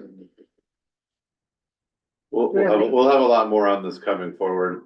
This is all gonna come as well with the volunteer agreements, and there's a lot of moving pieces. This isn't anything that's going to be approved, today, tomorrow. They're doing a lot more vetting and processing on this. However, Aqua is submitting the letter tomorrow, so we have to, if we do this, then we'll say that we're joining today. Director Stoll, comments? How does this, what is this to do with the Fazio water? Nothing. Nothing. That's a whole separate. Yeah, Fazio water is a whole separate issue. Okay. Fazio water, just to kind of give you brief, that's a federal water source. Okay. This Healthy Rivers and Landscapes of the Bay Delta Plan is an internal California document, and to give the general overview, it's how they control the water within the state. So certain reliability factors come into play, and they will give you over a long average time frame how much of the water you have access to. So part of it is a voluntary agreement where we would voluntarily give up some of our water for a compensation. And then we would provide that for the water that goes out into the ocean. If we don't agree to a voluntary agreement, they take the water from us, don't compensate us, and we get nothing, and it still goes out to the ocean. So like I said, we're still working on this. This is very, very infant right now. We've been working on this I've been working on voluntary agreements for 7 to 8 years. Since 2018. So yeah, I've been working on it since it's been around, and it hasn't moved a whole lot, but we are seeing some movement now, and so, you know, we want to make sure that we have a seat at the table, and this is getting us a seat at the table. Director Thornburg? On this voluntary part of it is having like PCWA cover our share, still an option? Yes. Okay. Well, yes, I mean, we wouldn't want them to cover our portion, Could, but doesn't have to. because then they would get the money. We want the money. Well, my point is that if we don't have the water to give up, then, and we need to have you covered by it. I don't care if they get the money, as long as it counts as for us voluntarily giving our section. Yeah, we are. So they don't come back and take it from us. There is 4, what we are referred to as reservoir reoperators of the American River. It is us, it is EID, it is Forest Hill, and it is PCWA. So all 4 of us will have to be on the hook for collectively 10,000 acre feet of water as it's written right now. There's been a lot of analysis done, and of the 10,000, we are approximately 3,000 of that. Forest Hill is approximately 2,000 of that. EID is approximately 5,000 of that. Now, what you're referring to is backstopping, is if in any of those years, any one of those 3 agencies are not able to meet the 10,000 or their allotment of what we would, the 3,000, I'll use us for example. If we were to say we weren't able to make 3,000, then PCW would be able to backstop us and provide the 3,000 acre feet of water. It would, this is being negotiated, and I hate to use this terminology, but I'm gonna use it for ease of understanding, very similar to a water transfer, where we would be paid, compensated for releasing this 3,000 acre feet of water. Now, I understand what you're saying, and I absolutely agree with you that this community comes first, and any water that we need on this community would absolutely be first. But we have done a considerable amount of analysis, and we can cover in like, I think it's 94 or 95% of years, the 3,000 acre feet of water, and still have enough for our constituency and the next years. And the analysis was done over 100 years of water analysis through our system. Any other director comments? I wasn't done with Mike. Give me that again, so is there any kind of a feeling as for what the payment amount is gonna be as far as market value and that sort of thing? Yeah, Are they gonna get pennies? No, it's not. It's actually like $2.95. Yes. It's evolves. It was $2.50. It was $2.75. It's $2.95. It was $3.25. It kind of goes. It runs a little bit of a gamut. Okay. And it's these years. So there's a whole. We have about an hour-long presentation to come back and talk about this. So everybody's gonna have a lot of questions, and I've got very limited answers today. I would much rather do a full presentation. I'm just looking for ballpark. Yeah. So ballpark is $2.95. And then these are only gonna be in above normal and below normal years. And so not dry or not critically dry. So those are that's about, say, we had an abnormal or a below normal year, we would also transfer water at approximately $295. Now, our water management plan would supersede all of that, Nope. correct? No, absolutely not. This supersedes everything. And then the other thing I wanted to add to that is that's why we are promoting to go with the voluntary agreement, the HRL pathway, because the other pathway then does not allow us to share with PCWA, and we would have to have a direct cubic feet pass through our reservoir. So that's why we're promoting the HRL pathway. All right. Any other comments? What is you had 2 dates. One was a 2029, something expires in 2029. On what? when you were giving your presentation, And I said- you had October 2024 was a document that was, That was the recent draft they updated, so this has. that's the recent draft of Of the what? Sacramento Bay Bay Delta. Delta plan, so that's Okay. what State Water Resource Control Board is currently promoting as what they want to do. And as we said, it doesn't have the full HRO pathways that we're talking to, and we wanna make sure it has that funding and other stuff in it. Right. And we keep pushing that.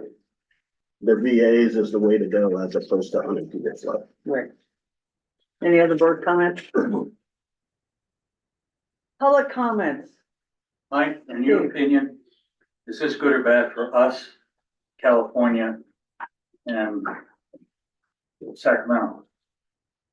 Pathway two, I mean, well, we're not, there is no option, so it's gonna occur, so we either get ahead of it and be voluntary where we are in control of what we are going to be able to give downstream and to get reimbursed and compensated for it versus not. So I mean, in the long run, the best way is to have the pathway because unimpeded flow is not gonna really control the temperature as well as if we're releasing it all through the year where we can maintain cold throughout.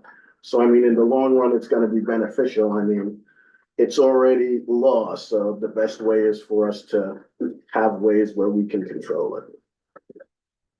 Yeah, you gotta control it because they're gonna control us. I mean, in Sacramento, we can't let that happen. I mean, we're just, It's part of the we're under regulatory their boot. process. They got us under by the neck.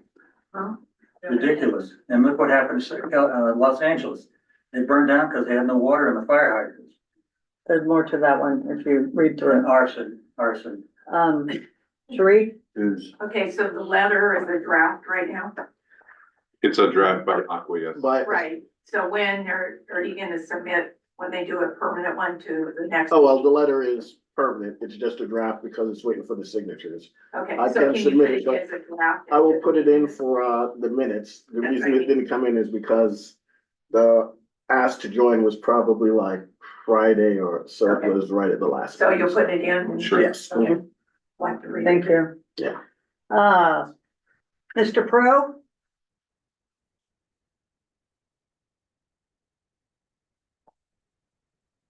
Unmute yourself, sir. Thank you. I would like to get a definition of the term being used of unimpeded flow. Positive. The term is a term that the state of California has come up with, and it is an unimpeded flow of water from a source, i.e. Stumpy Meadows Reservoir that goes into the Sacramento River and then is metered out as environmental water from there. So what I hate to say this, but and please don't quote me on this, is we've heard upwards of 20 to 40% of our storage water could be unimpeded flow. And follow up on that, what sections of the district's 75 miles or so are going to be specifically impacted as a result of this? All of them. Does the district have a plan or a map of all of its diversions and discharge points? Yes, we have a map and we have water right applications and we have, actually, if you go back in the minutes and you want to listen, I went over all of, many of our water right portions, how much is allocated. I believe that was in November. I did a really extensive look at our water supply portfolio. But my concern are we have many diversions that are being done throughout the district that are, in my opinion, unregulated and not counted, including one of the diversions that comes out from the district's home office and goes down into the South Fork of the American River through Canyon Creek. Yeah, we look at all of our water supply and we have all of it reported. And any diversions that we have to report onto the state. Can we get a copy of those reports? They're all public knowledge, able to be obtained at the state level. What does that mean by the state level? the State Water Resource Control Board. Every water permit and every water right in the entire state of California has to be filed to the State Water Resource Control Board. So you can just go on their website, you can search our name, and every water right and every permit that we have to submit is on there. You're changing the subject, in my opinion.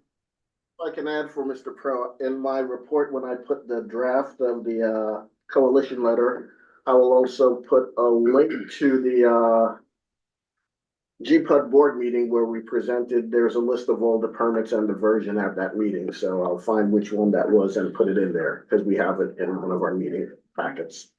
I appreciate that. The only thing is you have in the project that was converted from the local water system to the, I don't know what you call the new way that we're using it that comes out of Stumpy, where we have intersected 13 at least points of input that are being diverted into the main ditch at this time. And is that included? All of them are included. There's a listing of it? Yep, if you go back and look at the presentation I give, you will get a great education on all of our water supply in our portfolio. I have a great information source already, sir. Thank you very much for your offer. But you're saying you're not going to provide that if I send you a letter? You're telling me that I have to go to the state? I'm not saying that. I'm saying every permit you ever submit is available at the state level. If you would like us to send them to you, we can also look this.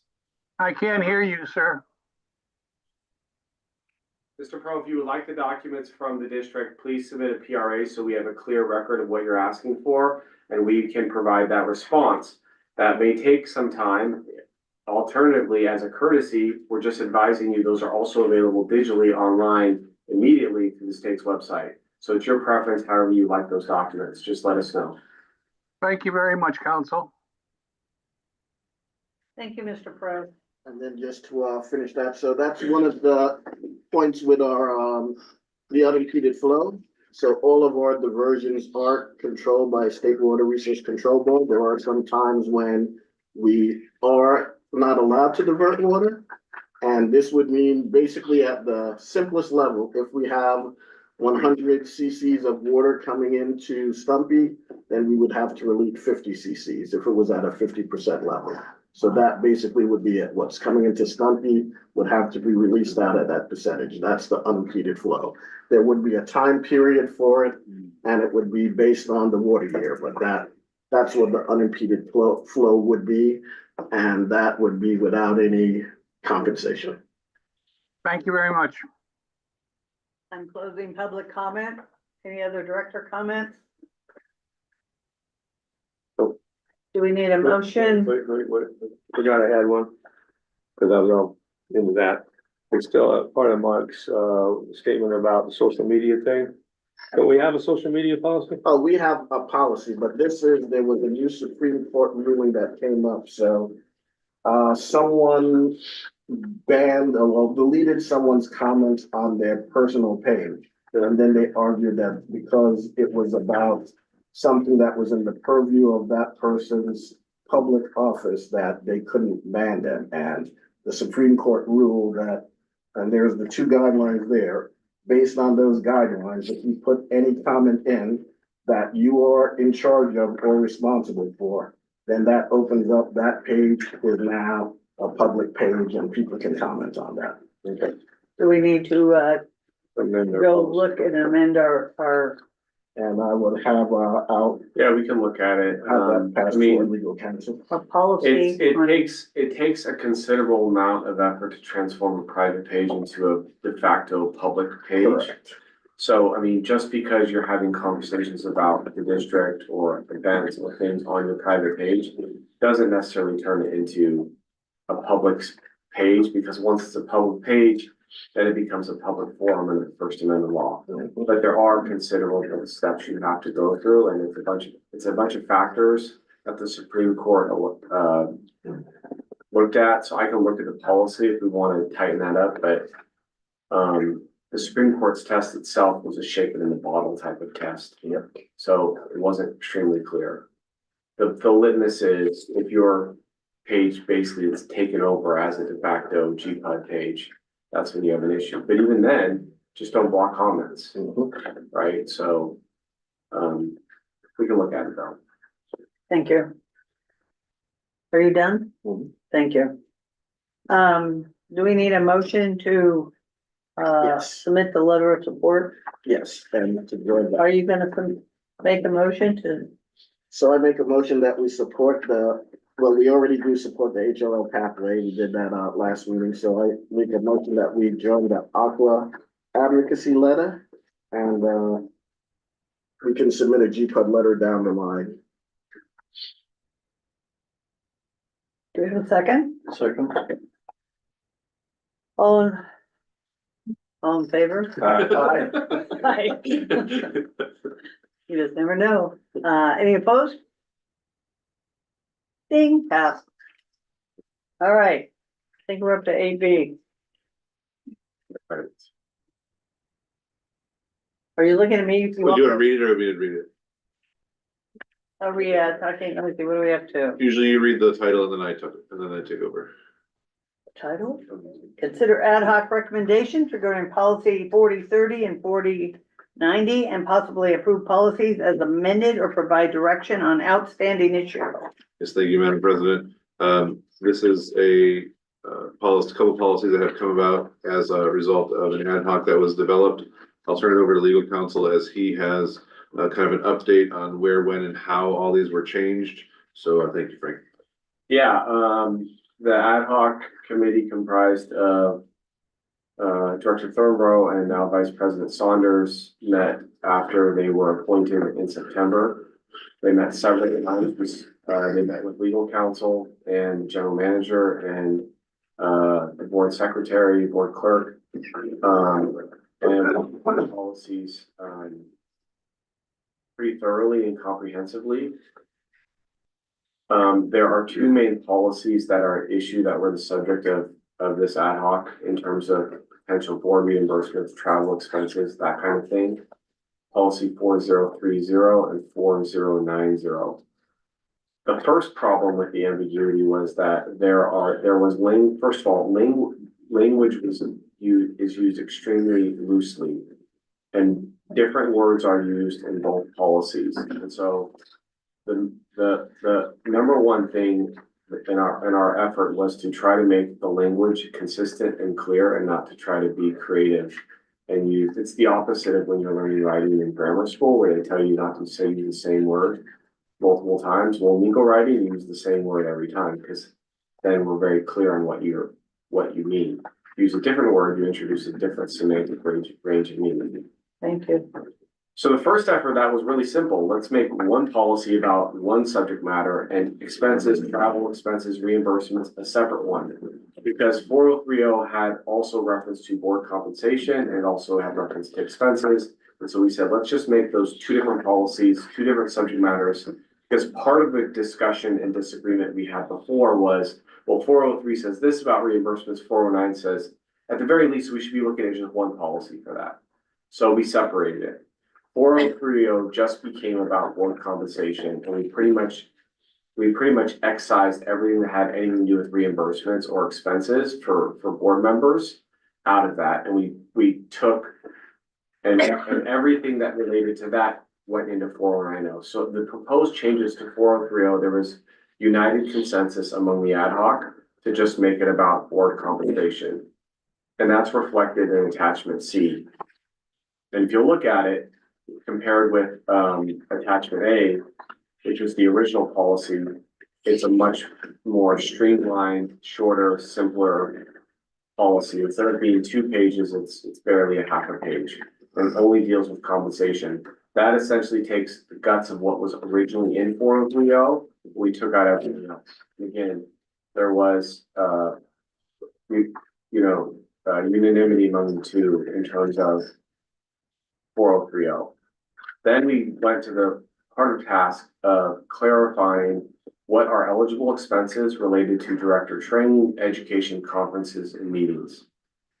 And so we, in that policy, we defined what we called official events, because we kept, the words kept changing, conferences, meetings, travel, training, educational activities, et cetera, et cetera. So what we did was we consolidated that into one definition called official event. And what we said was, for official events, so defined, these are the various eligible expense categories, and we want to make those very tight and very simple. Registration expenses, because again, in the old policy, they kind of lumped all these things together. Registration expenses, we define that as those, it's just the cost of the registration for the official event, whether that be a conference, a training, or if, to the extent there's a registration cost for the event sponsor, that's what that expense is. Lodging expense. We talked about what lodging expenses would be eligible for overnight stays. Then we also separately broke out from that, besides lodging, and if you call lodging, meals, and incidental expenses and transportation is kind of a hodgepodge in the old policy. That is now separated from meals and incidental expenses. And meals and incidental expenses, for purposes of this policy, has the same meaning as we got, essentially as we got from the federal USG, GSA guidelines. And that is meals, cost of a meal, and incidental means fees and tips associated with that,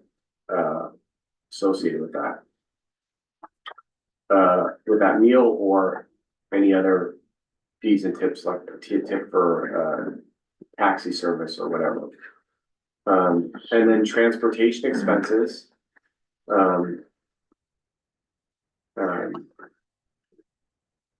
Are transportation expenses. We put some guidelines on that.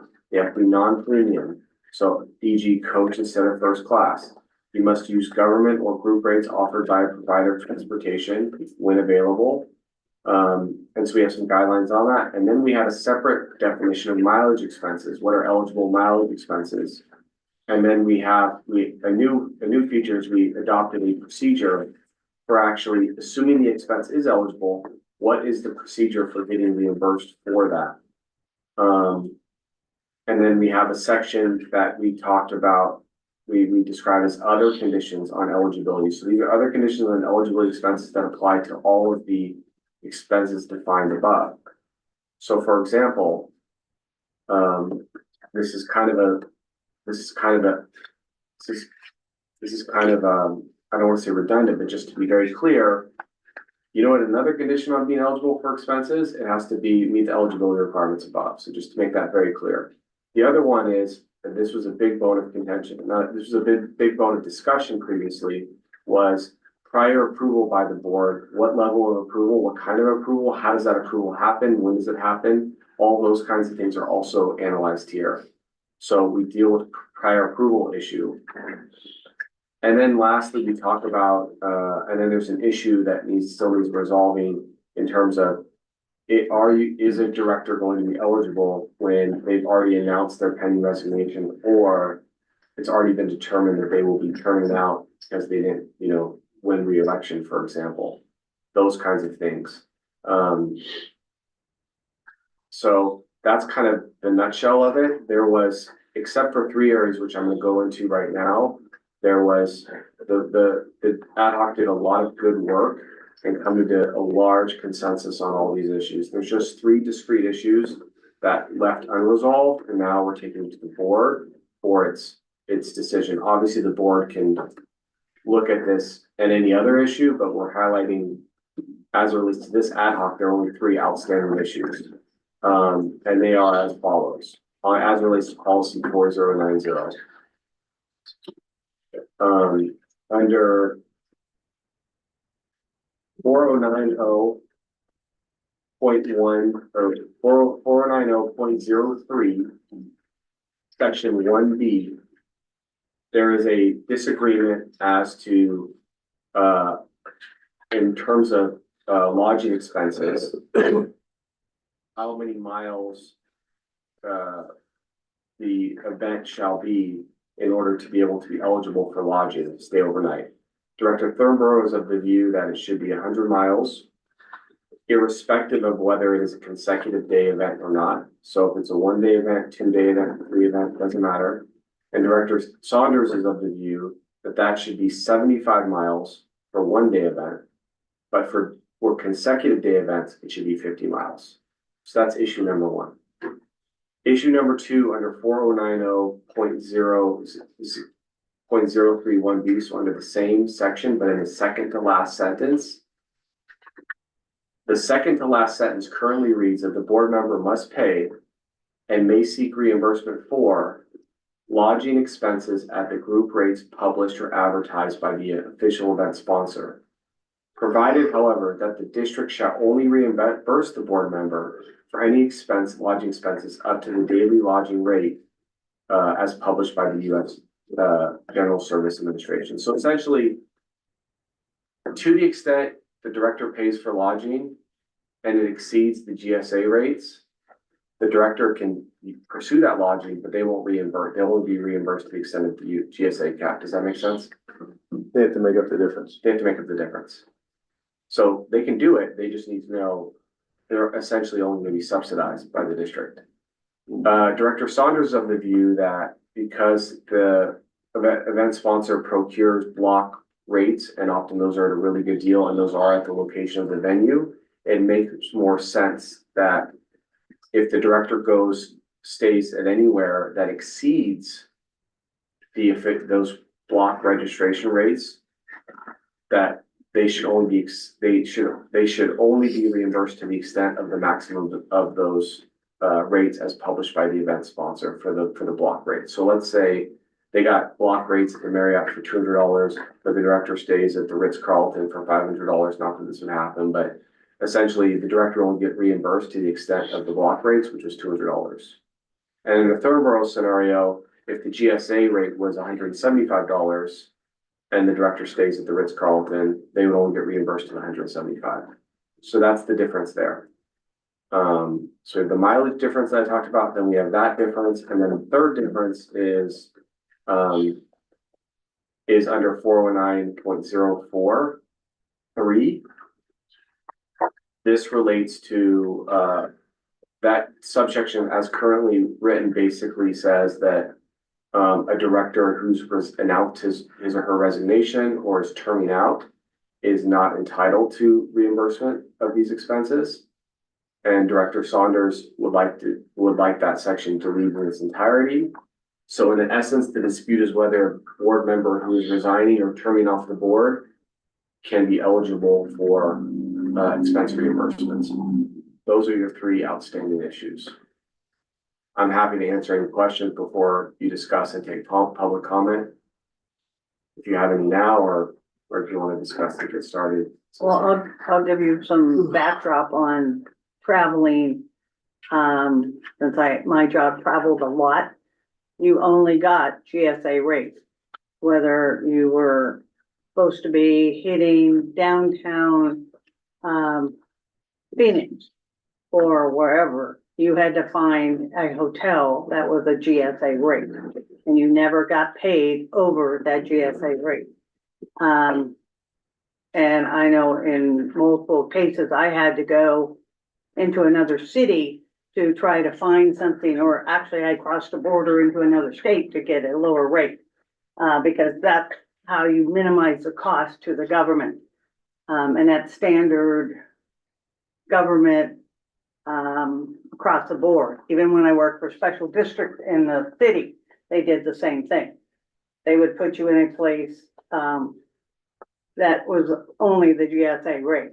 Also, if you're looking at using the reasoning about renting a car or whatever, if we have, for example, we have a GM sitting there and his vehicle is being paid for by the district, there is no real reason that can't be utilized also.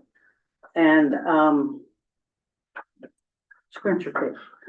guess I want to clarify. Point of order, it's not staff, it's. Your board of directors, you're not gonna drive No. my car? No, we're not bought, but if you're at the same conference they're at, and they're No. 5 minutes out, Absolutely not. we are paying that for that vehicle. Absolutely not. That's just a thought. The directors are different from staff. So what I would propose is you started on the discussion on the second issue.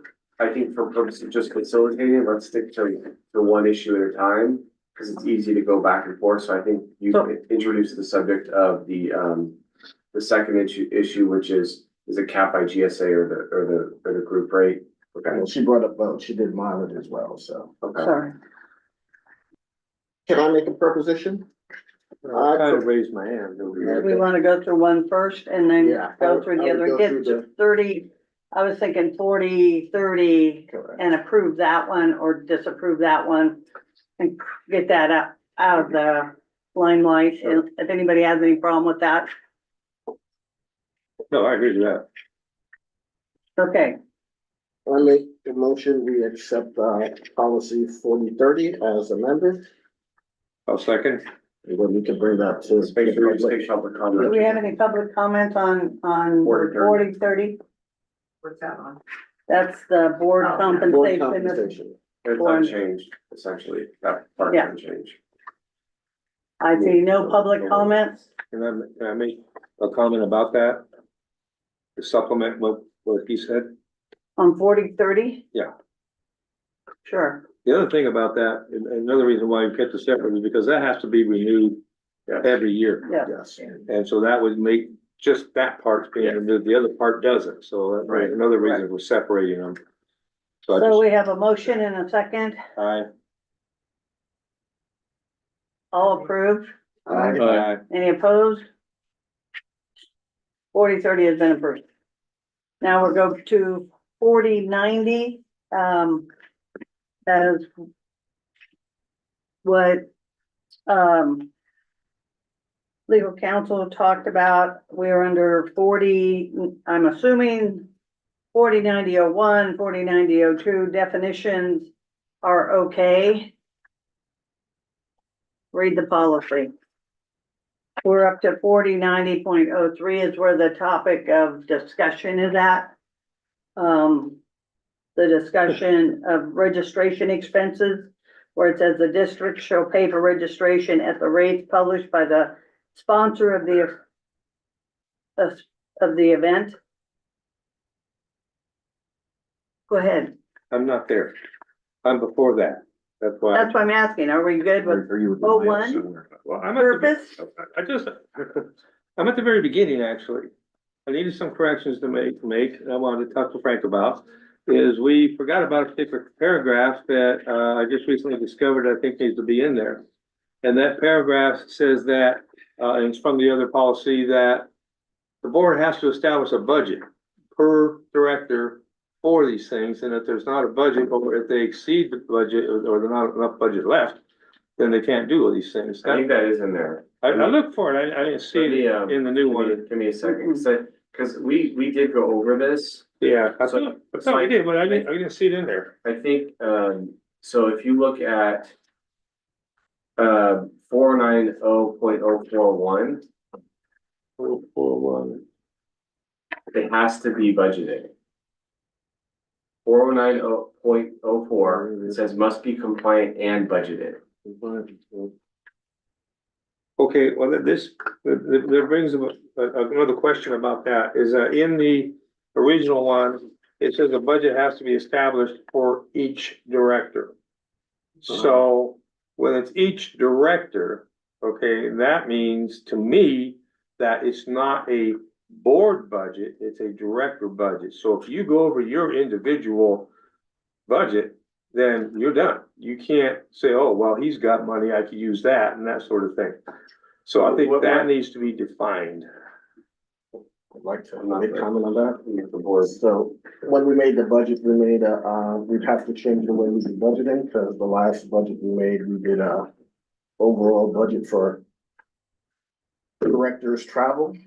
And we decreased it from what it was, 24,000, what is it down to? There was nothing previous. The No, No, previous but I mean, at budgets. one point it was 24, now, now it's down to, I think, 17. something. But I remember the discussion being it was $3,500 per director. It's approximately, so what, the way we developed this, when I first started budgeting, there was no line item or budget line item for director travel. It was all being done under staff travel, and there was, I don't remember the dollar amount, it was very low. for staff and board members to travel. So we broke them apart and we made a specific for staff and a specific for board travel. The board travel, we started at approximately 5,000 per board member, so it's 25,000. That was pared down at the budgetary level on a workshop where we were talking about it, and we settled on $3,500 per board member, which equals out to about 17,500. Okay, but in our existing policy, it says a budget has to be established for each director. That's what our existing policy says. I'm not disputing that. I'm just telling you how the process was developed. Okay, I understand that. But what I'm saying is that I think that it needs to be worded the way that is similar to what it was worded in the original policy when it says, you know, each director. And I think that that's the way it should be set up. So I'll just respond to that. The current policy 4190, which hasn't been updated since 2013, doesn't specify that. No, look in the policy, the existing policy 4030.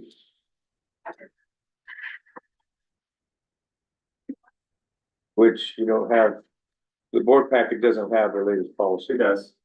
Huh? It does. It's a, It does. It's attachment A. The current policy is attachment one of three. No.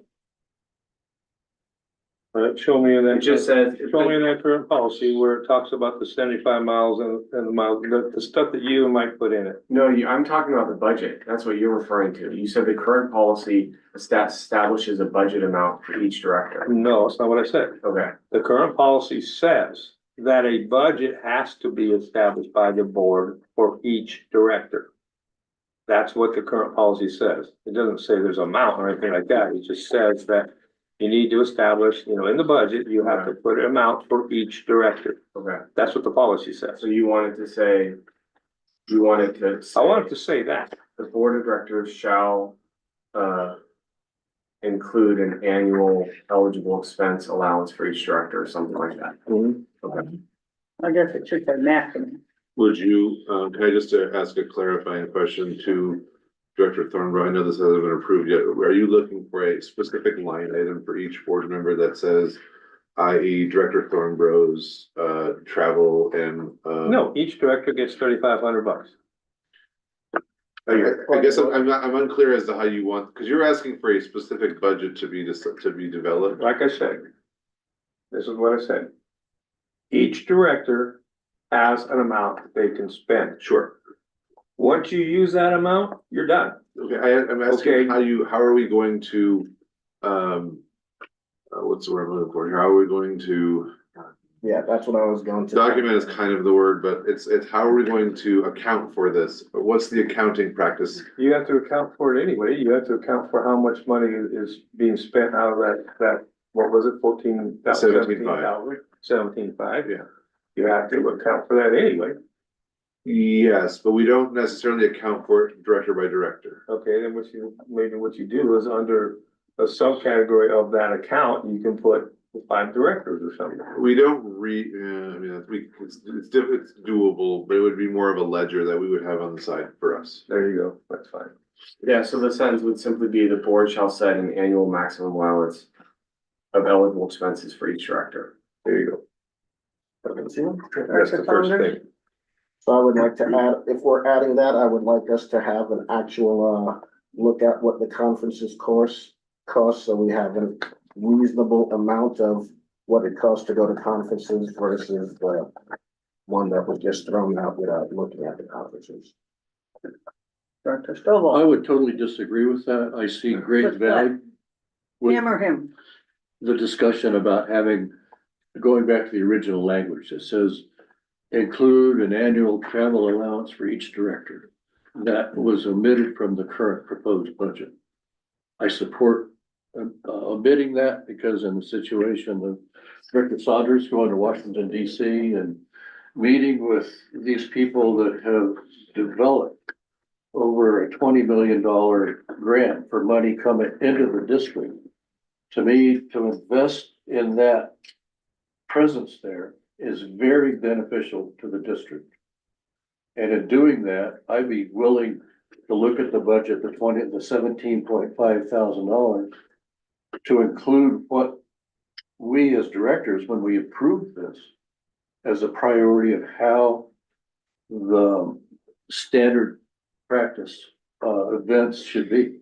I see that trip much more valuable to the district than something else. And so to limit him to, okay, I'm gonna do a national trip to really benefit the district and the grants we've gotten versus some people that just want to go to a training and not utilize their whole amount, then I think we as a board should approve that as a line item, just like it says, we have to approve each trip. So that's my viewpoint, that in this situation, I don't think each director should be treated equal. I think we need to look at the benefit of that investment. Director McDonald? So Director Stovall, you're saying, do a cost benefit analysis where you might not limit one particular director because of his committee assignments or responsibilities or the overall value to the community. He might not be limited to just one DC trip because of its importance, but he might also be an Aqua rep or a JPIA rep. And that would, any one of those could top out or double the $3,500 allotment, right? Okay. Can I just say something? The language that I've drafted doesn't require the director. The board can set the annual maximum allowance for each director. It doesn't say it has to be equal. So if that's the intent, then I would need to strengthen that language, but it just says the board sets the annual maximum. Right now, the current draft, if this was what the board's interested in, the board shall set an annual maximum allowance of eligible expenses for each director. It doesn't say the board has to set an equal Can I give amount. another comment to that?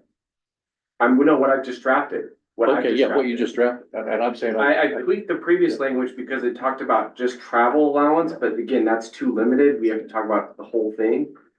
And my point is, I disagree with that. Okay. Okay. I have a comment, if I can get in here. I think, there should be a set amount that each director is trying to strive for. Do not exceed that limit. But I would like to have a little fluctuation that there can be a request to increase that amount if it is a necessity and it shows value to the district. I just don't want to blindly say, we're going to give the money because someone has chosen to do X, Y, and Z. Mike takes on a lot, and I'm not impeding from what he's doing. All I'm saying is that just because someone wants to go to the higher expensive places and they exceed that amount, personally, I think each one needs to be justified at what value it is giving back to us, the district and our ratepayers. It's not a blindly, I want to go to a conference because I want to go to a conference. You need to have a reason to be going. You need to have value, that you're bringing something back of value.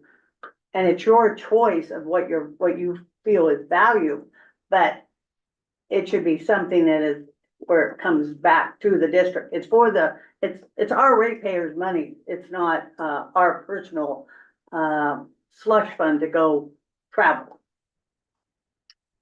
Well, I triggered something. Go ahead. In response to that, you say our choice. The way I perceive this is written, it's the board's choice. Right, that's what I mean. For every conference, training, significant event that a board member goes to is separately approved for each event.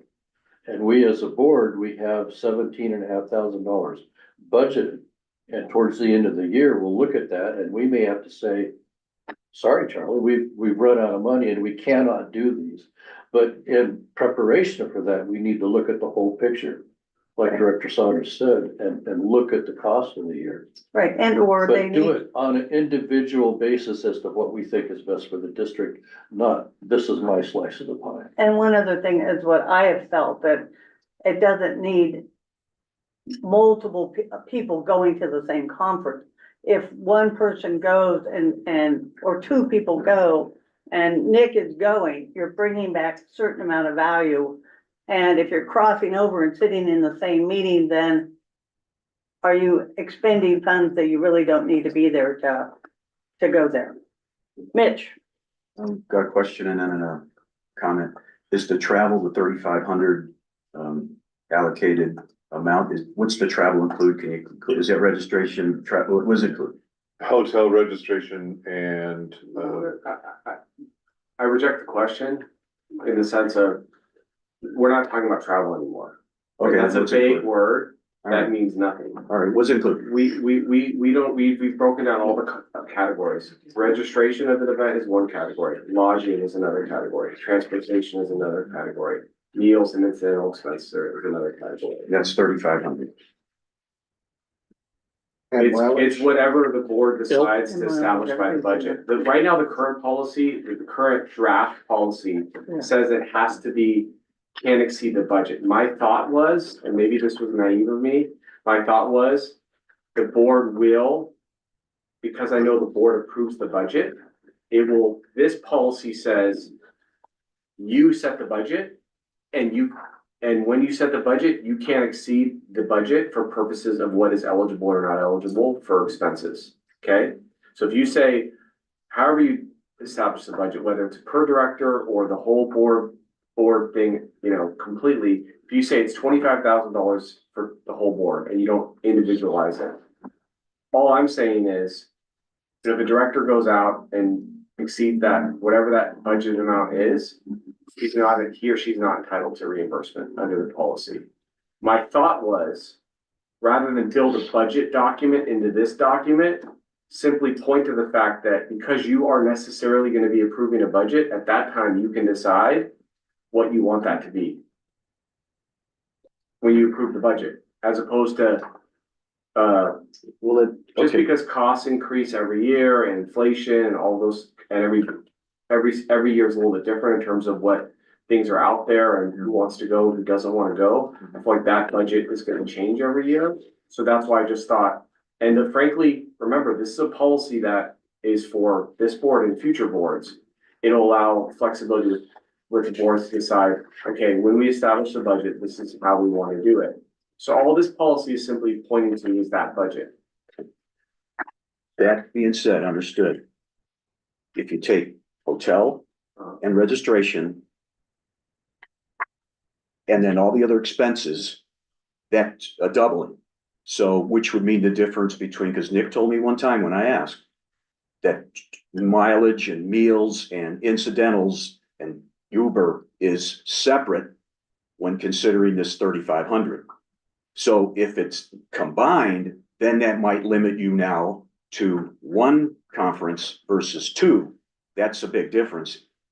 That's why I'm saying $3,500 is one conference in Monterey or one conference in Southern California versus if it's not including all of that, it could include two. It includes whatever the board decides. Okay, that was one question I had. Secondly is, who deems what Director Stovall considers valuable to improve himself and be a more capable team member as in the district with the The training? majority of the board. Majority of the board, That's okay. Everything under this new policy, everything, including mileage, has to be approved by the board. Okay. For And functional growth. whether you like, if you're on the minority of that decision, that's just the way it goes. Okay. It's in the judgment and wisdom of the board. Okay. I could just add to that, when we developed the $3,500 number, it was a budgetary number. And it was developed based upon reimbursement for the conference, reimbursement for hotel stay, and say like an airline ticket, or if you had to drive there. That was my original intent. Obviously, this process of developing this policy could change that. And so in the past, that is what I did say, that meals and the small incidental things were not included.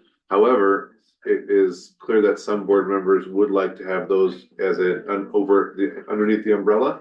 And so that would be a board decision moving forward. And then when you said that said, okay, when I said 17.5 makes sense, that made sense then, but if you're now going 25, it now makes sense if it's all inclusive. That's all I wanted to say. Yeah, so that budget number can be set different every year, the Okay. 17,000. I just wanted to make that clear, why I just said what I said. Director Saunders. Yeah, I so caught that. we've been trying to put this forward the whole time where board members choose the conferences they were going to. That would let us set a budget, so we'd know what directors are going where, and we could kind of have an idea of how much it costs to pre-approve.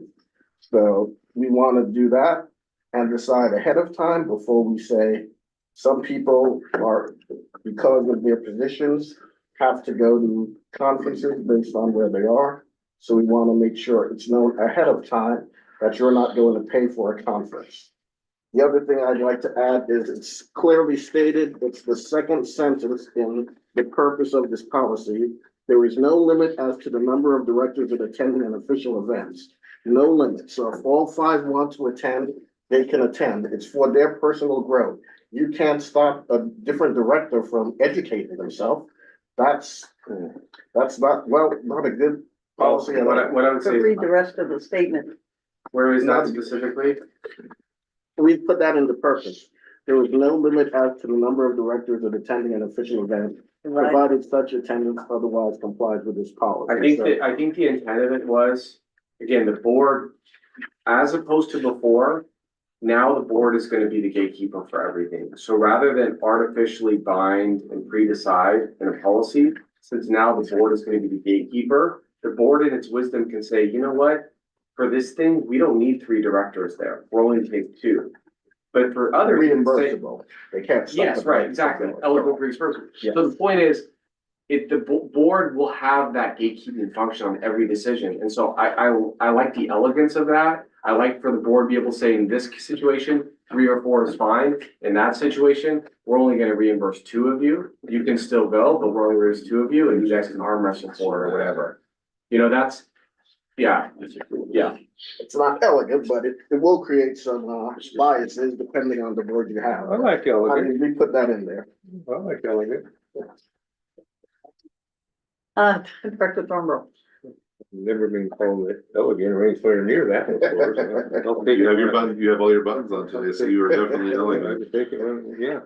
Well, I got a whole bunch of things to say, and so it's kind of like my intention was to kind of start in the beginning, because there's a couple of minor things that I want to change in it. For example, one of the issues that we've had is Where's it that at? I will tell you when I get there. One of the issues that we've had is there seems to be when a discussion, well, this is ambiguous or whatever, the thing that seems to be missing is the fact that both the existing policies are all about, and it even says in there under the purpose, is all about reimbursement. So like, for example, a statement in one of the policies that said that the district will make payments. Okay, so that somehow was ambiguous, and I didn't think it was, because the district's making payment, but the payment is in form of reimbursement. So I would like to change in the very first paragraph of section 4090, the one that says 4090-01, 1, 2, 3, 4th line down. And this goes along with what you said earlier in that, you know, to get the words right, is that this policy establishes the procedures governing the payment of certain eligible expenses. I want to change that word payment to reimbursement. And the rest of the policy is reimbursement all over the place. So there's twice it does that in there. So do you see where I'm at, Frank? 4th line down. 4th line says this policy establishes Oh, I the see. procedures governing the payment. I think that needs to be reimbursement. Well, the reason why it's there is because in 40903(1)(a), the district does pay for the registration. And has paid for the hotel. Because they have- That is covered in the word They're payment. separate. That's separate, and it says in that section that they will pay But them. my point is, if we say the purpose is to reimburse it, well, under 1A, the district's not always reimbursing, sometimes they are advancing or paying.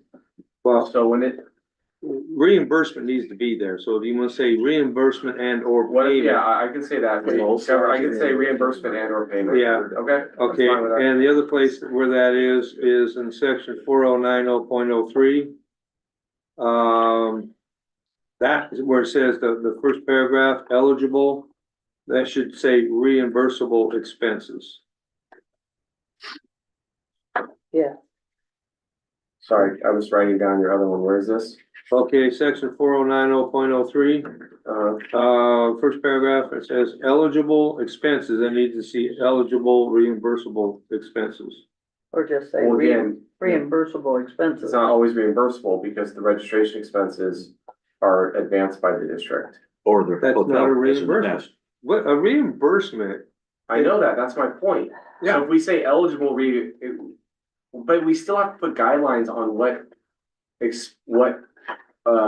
on what the district's going to pay in terms of the It registration. says, right, on registration expenses, it says the district shall pay for registration at the rates published by the sponsor of the official event.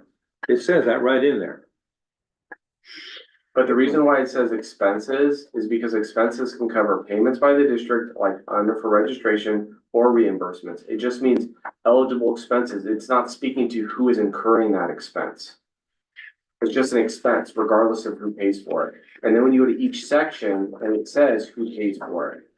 And the purpose of that is just to specify to what extent is it eligible for the district to be able to either pay or reimburse. That's all that's saying. I think expenses covers both of I those. better never hear the word ambiguous again. Are you on pause for a minute? We have another comment. Yeah, go ahead. So let me just chime in on that.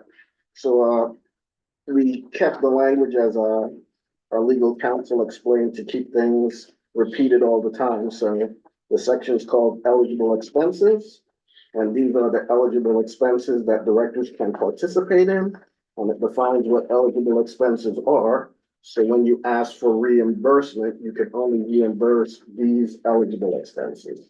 So I think that was the language that we had agreed upon. And again, expense doesn't imply the district can't pay for it. Correct. Or a board member can't get reimbursement for it. And I just want to clarify one thing. There is a difference between registration and hotel. They're Correct, yes. completely separate. Yes. Right. They are not the same. And under our Right. policy, it's separate now. Right, but I was hearing chatter of all the same, and it's, I register for this conference, doesn't mean it has nothing to do with the lodging.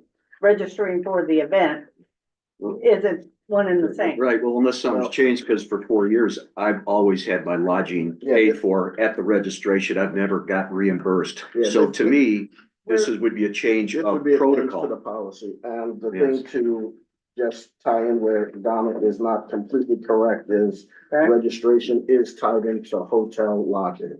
So once you register, then you get the block rate, so you have to be registered to get the block rate, which is something I will bring up.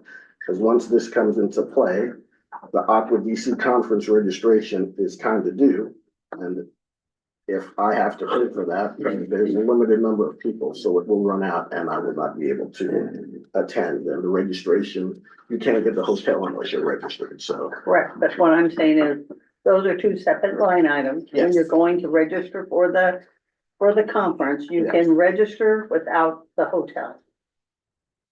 Depending on the conferences, yes. You can register You can typically without register the for, hotel. you can typically register without the hotel, you cannot Correct, typically get a you hotel can't get the without registering. hotel rate unless 100%. one is the correct. same. That's what I was trying to say, so I wasn't wrong. No, you said that the hotel and the registration were not connected, and they are. Well, they can be, but they can be severed, where you have one is being paid But one's the district without, is and you paying can for. stay somewhere else. Correct. Madam President, I'm sorry. and the board, I apologize, but I have to be done here by 5:30 today.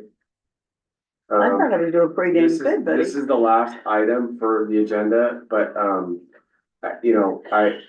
this is the second Thursday and I have a conflict on the second Thursdays, but I was hoping we get done a little earlier. So I'm just telling you, we may have to continue this conversation at this pace it's going, but I just want to let you out because I don't want to surprise you. I do have a conflict. So. Well, I was gonna have Director Thornborough finish his, changes and then we could, vote on each amendment. Okay. And I've got a statement to make. I spent 3 hours writing this. I'm not gonna just. It's not gonna take you 3 hours to read. No, but it's gonna be similar to one of your many. All right, there we go again. Thornborough, please finish what you started. I don't have an objection. This is gonna be, I'm okay with them go ahead and. No, because I have another All right. comment. Here's, So if you're gonna keep here's the going, I thing, have and to here's go where the I'm other. coming from. I've been having a lot of issues with this reimbursement stuff that's been going on. And I've been, we did this one down in, Desert, or Palm Desert. And that was the Aqua Conference. That was down at Conference and Expo. It was held at a 450 acre, luxury resort, which is where it was held. And there's reference in this policy about junkets. I'm not gonna tolerate the junket thing. I'm not gonna tolerate, because the feeling I'm getting is that some people may be going to these conferences as like a second vacation at district expense, and that I don't like. The existing policy says that if you're going to one of these conferences, you can do the block rate, or what you're supposed to do is find cheaper rates that you can stay in down there. Okay, now using this last one as an example, the block rate apparently was $219 a day, just the rate. There's taxes and fees and all that sort of thing. And I called up some hotels right there in Palm Desert. There's 25 of them apparently, and they were ranging from $98 for, that's a pretty nice one. For example, Best Western Plus, 175.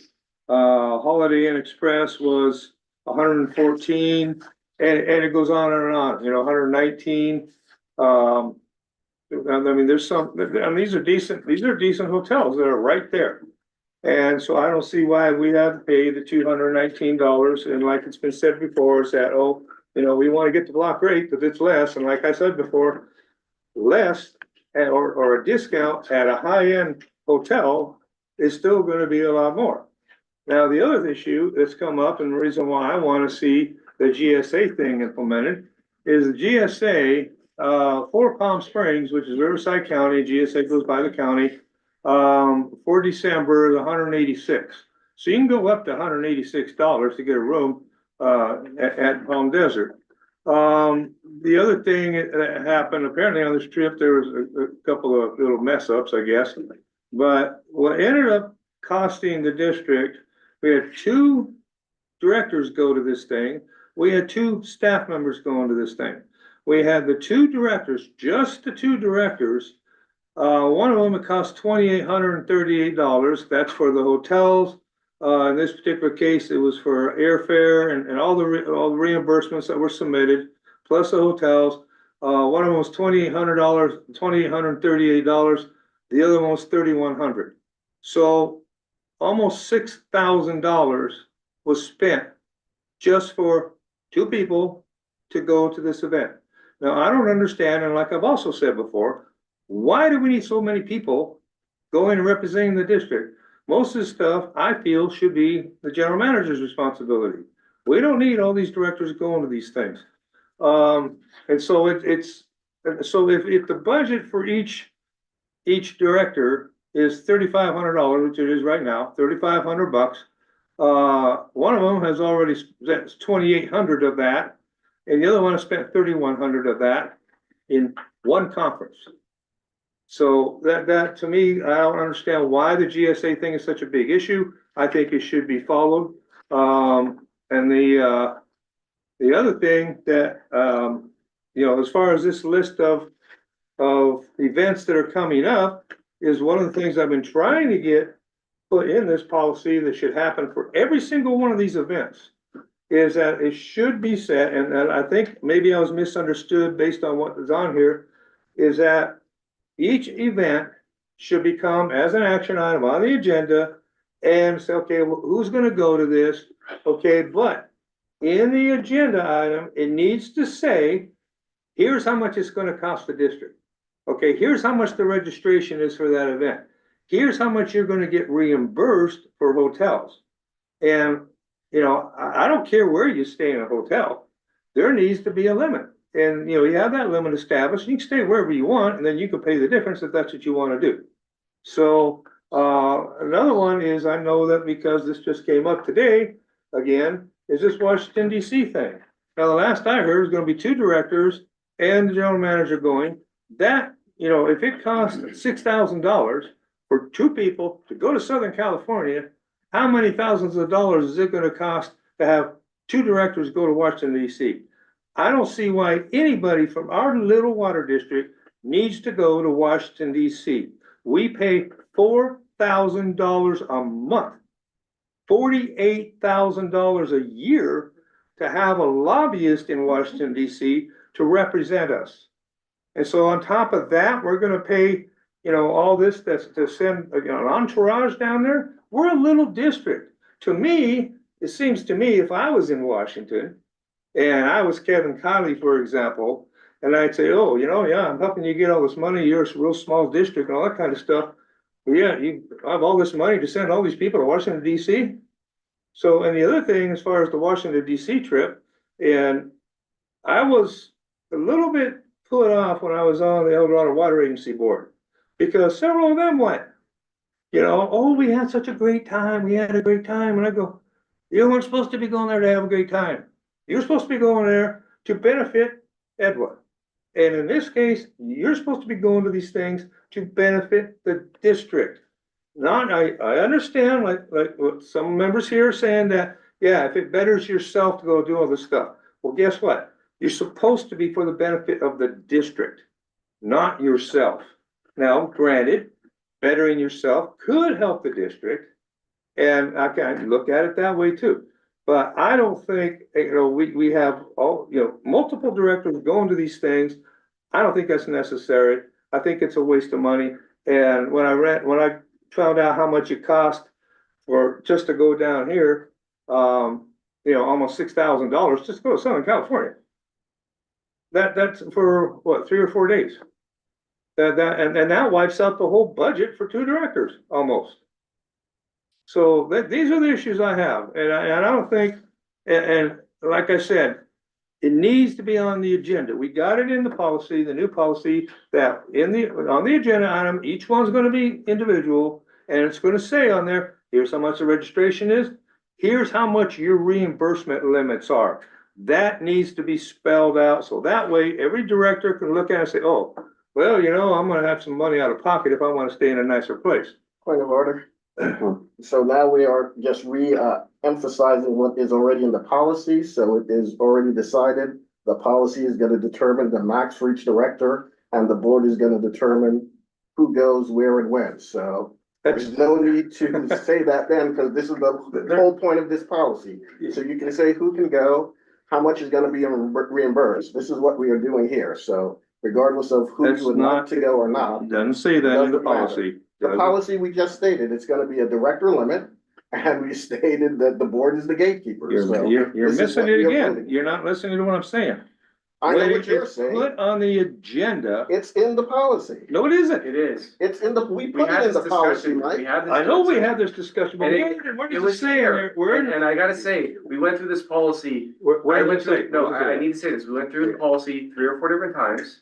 I made all the changes directly from the both of you, and I sent drafts of it at each time. And so I'm a little bit surprised we're having this conversation, because I thought we covered this ground. If you look at 419.042, it says, except where a majority of the board find the board meeting schedule did not reasonably permit, but even then the board is a gatekeeper. Expenses shall not be paid or reimbursed by the district if such expenses have not been previously requested by a board member and approved by the board by specific motion or action on a duly agendized item. The motion shall specify A, the requesting director, and B, the applicable official event. The staff report shall disclose each eligible expense category requested, estimated amounts of each requested eligible expense, except for mileage, and the daily limits for lodging and meals and incidental expenses set forth in subsections 1B and 1C. Where do of you this see, policy. that part you just read, what do you see? 4090.042.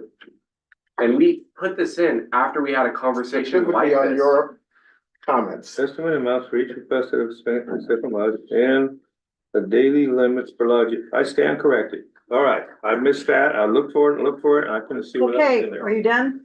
Thank you. I have other directors that need to speak and we gotta get us moving on. Well, you need to hear everything I have to say is what you really need to do. The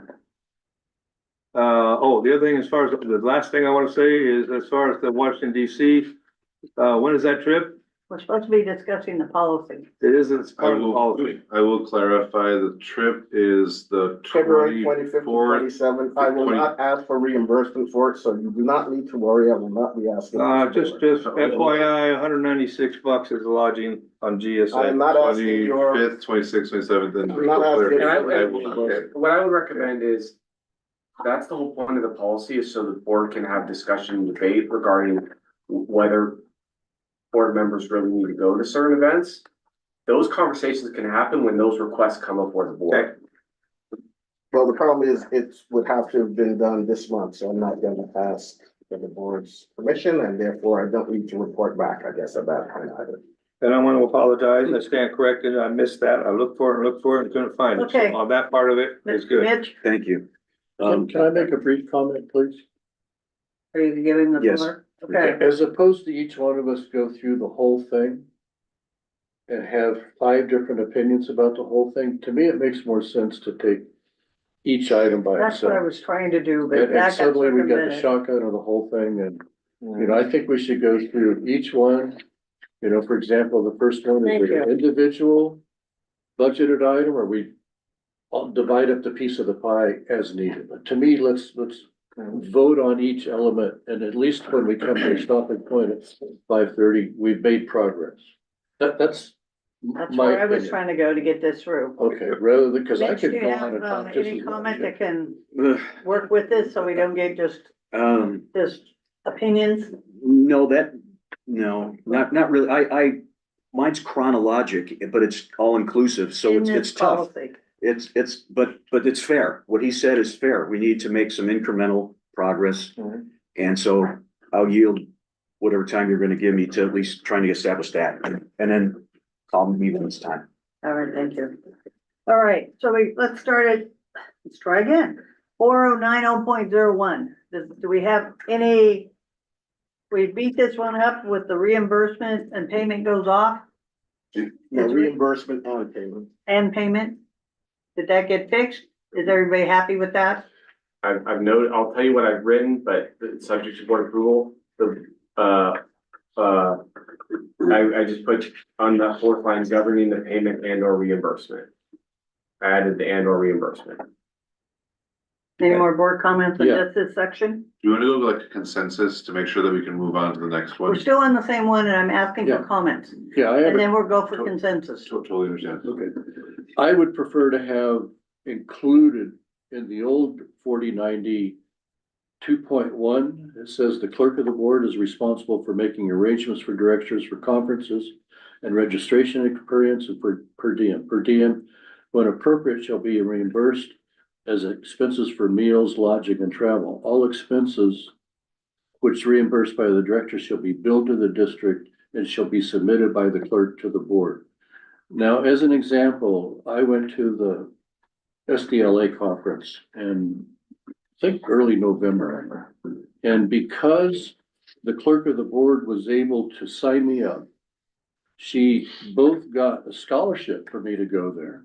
So there was no cost to the district for registration, and was able to get me the block room. Now, had I done that on myself, I probably would have missed the block room and probably would have missed the scholarship too.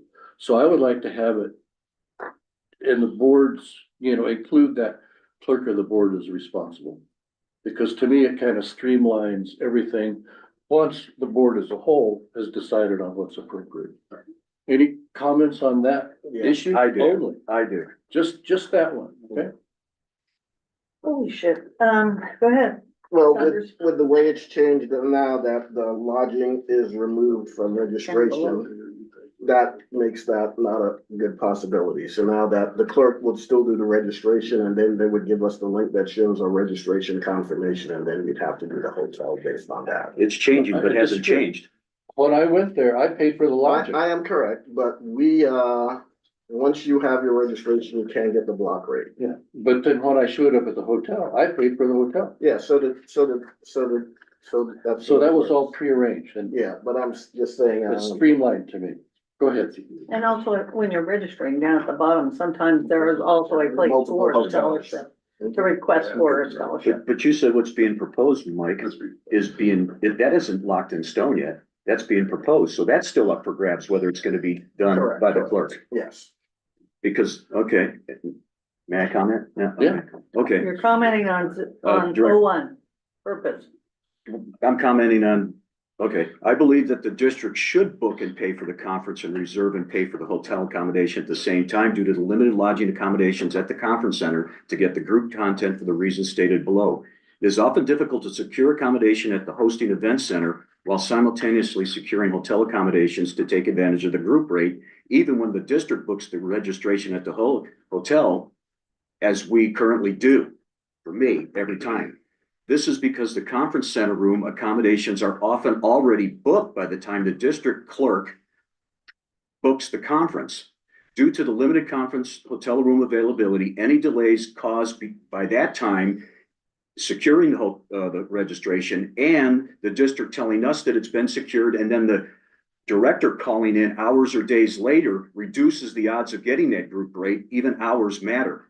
So this would prove detrimental because of hours or delays to the director to secure a room in the conference center towards a favorable group rate, diminishing the likelihood of and possibly higher costs to the ratepayer. So that's why I suggest, in piggybacking with him, that it should be simultaneous. And that has been my experience for 4 years. So that is something yet to be decided. Well, one of the things, when these come open, there's a date that it triggers when you can register and when you can get the hotel. Now, whoever is being the monitor of these conferences is the one who should be pushing that information to all the directors so that they know ahead of time. So if you are gonna go, there's already an idea of what the costs are gonna be. And there's a date listed on that form that says, this is when everything, when you can start registering and when the hotel can start being purchased. And that is like we are falling behind for whatever reason. We should be on the front end of this, not on the back end of this, chasing it. And it's all this chasing is what's causing this whole major discussion we're having about having them do the rates and all this other stuff. Because if you see the registration, you've been approved to go to the conference, then the registration can be done. You're being told to go, sorry, I'm throwing my pen at you. Huh? That then you can go get the room rate and at the block rate fee. Because it's all triggered by dates. Dates are on every one of those forms. Assuming what you say, I agree, we should have a We should be on. streamline, but the precedent for the last 4 years for me has been, they booked the registration and the hotel. We're trying to streamline that. And fix But it. that's yet to be decided. I don't agree. So if we just assume that's gonna be done, that's against everything I've been experiencing. That's when it becomes a them problem, not an us problem. Well, it's an us problem because now it's out of our pocket and it's Well, front I loaded. understand, but That has to be but that decided. is a determination that is supposed to be done. We've approved it. The GM is, Prove anything yet. no, but we will, I'm not, but you know, the registration gets approved and the GM is then gonna be handling You it. gotta let comments go. You can't, I can comment. you can't keep You calling guys- up the comments though, so. Yes, I can. Mr. Thornborough. Okay, then what Sorry, you're saying is that is if you're gonna get the room rates, if you're gonna get in the block. So if you know how much you're gonna get reimbursed, and then when you go to get your hotel set up, you know how much you're gonna get reimbursed, you'll know how much the block rate's gonna be, and then you can decide if you wanna, do it or not. As far as stay at that hotel or go stay at another hotel. So it's always supposed to have been the directors, even the existing policy and the one before that, the director pays for it and then they get reimbursed. That's the way it's supposed to have been as far as the hotels. Well, that hasn't been my Okay, Director experience. Saunders. So I agree with, the clerk of the board can do the registration and lodging at the same time. And the registration would be paid for by the district, and if we choose the lodging isn't going to be, then the lodging's still with us, because they can still register the hotel on behalf of us and the bill still comes to us. It's very difficult to do that. I'd have to have your credit card number to hold the room. All right, then. It sure worked for me, I understand, because when I some went, places work like that and some don't, so I could do it where I hold the room. yeah, And then you guys are on the hook to pay for it with your own credit card and then you get reimbursed. That's however you guys feel most comfortable. that's what I feel comfortable with. Right now, the policy says district pays, we can get away from the clerk of the board, we don't have to get into that level. What is the district pays for the registration? And it says the board member pays for hotel and seeks reimbursement. I just want to be clear, that's what the current draft policy says. Yeah. The current, what's the current, the No, old? not the current, sorry, the draft amend proposed policy, the proposed policy, 490, says district pays for registration because of the reason we just talked about. It's easiest if district registers for the conflict of interest. But the board member pays for and seeks reimbursement for the lodging rate, at whatever lodging rate we decide, because we haven't decided. Is that a yet. separate vote? Yes. So at that point, with that language, I would feel uncomfortable using the company credit card, the district credit card, just in case something came about where the charges still did go on to the agency credit card. So I think that language either needs to be amended or I would not feel comfortable doing it the way Director Stovall went to his conference. I hear what you're saying. And I think my point, I didn't consider that when I came up with this option. Yeah, and so And I would feel very comfortable to have my credit card listed. What I'd like to do is just have the clerk of the board take care of all this for me, and if I Yeah, show up, then it's on me. It's not, if I don't show up, it's not on the credit card. sure, And I hear what you're saying about that, and that's a critical point. I am more than, I think I'm more, I hope you can trust me if you do decide to travel, I can make the arrangements for you as they come up. Mm-hmm. And to President Siemens' point, these windows, they come open and they close quite quickly. Yeah. And that is why I have tried to take upon it on myself. And I understand Director Stornro's point of view and that it's not always appropriate, which is fine. I wanted to be helpful and I wanted to make sure that the board members who were attending got the best rates, got the best, the easiest, smoothest time to be able to go so that they didn't have to worry about any of the stuff. But I will definitely be at the direction of the board. Okay, did we finally get through 01? We have That a wasn't even a consensus one, that was, we jumped down to, No, that was a one. We were just determining what if we Do I have wanted to put the clerk of the board in. well, Is that a Based separate on vote? that really would go into 03. Yeah, so I Right. guess, So at 01, we can move on? Do we have a Let me- consensus on that one? Let me clarify. Is there a consensus on each director gets a specific budget? that's not. Is That's that not in part of 01? this. That's not in 01? Okay, just to There's clarify. reference to the budget on, 041. So are we voting or having a consensus on this, what we're talking about? I would say discuss other than the change that was proposed by Director Thurmborough in terms of payment and or reimbursement for 4090.01, are the rest of the directors satisfied with that? No, I'm not. I got used to being my registration and That's hotel. not part of, that's not Okay, part of. which part of that is? When we get to the lodging Thank you, registration. thank you then. So are we consistent with 01? Are we have a consensus? Read on 101 agreement? in front of you if you haven't, and I'm in favor of consensus. so for the record, I'm only make that one change to the fourth line, for payment and or. Thank you. Okay, now we're on 02. For the purposes of this policy, the following term is defined as follows. Official events, a board member's participation or representation at a training or training program, educational activity, meeting, conference, or event, or activity concerning a matter, issue, or topic that directly relates to and benefits the district. Anybody have a problem with that? No. No. Okay, here's a fun one. Eligible reimbursements No expenses. or expenses, sorry. Number one, eligible expenses for director participation in events are permitted as follows. I think we're gonna go by A and then B. Registration expense, a district shall pay registration at the rate published by the sponsor of the official event, i.e. e.g. conference or event sponsor. Yes. Agree or disagree? Okay, just to clarify, that's not included in the current budget for board members, correct? In that This is 17, just, if the board approves for you to go, Yeah. they're only paying the registration at that time. okay, I just want to clarify it. I think we should deal with the Oh, budget okay, questions separate. later. All right, At a well, different This is time. just, this is a saying, assuming there's money for it. Okay, I'm okay with that.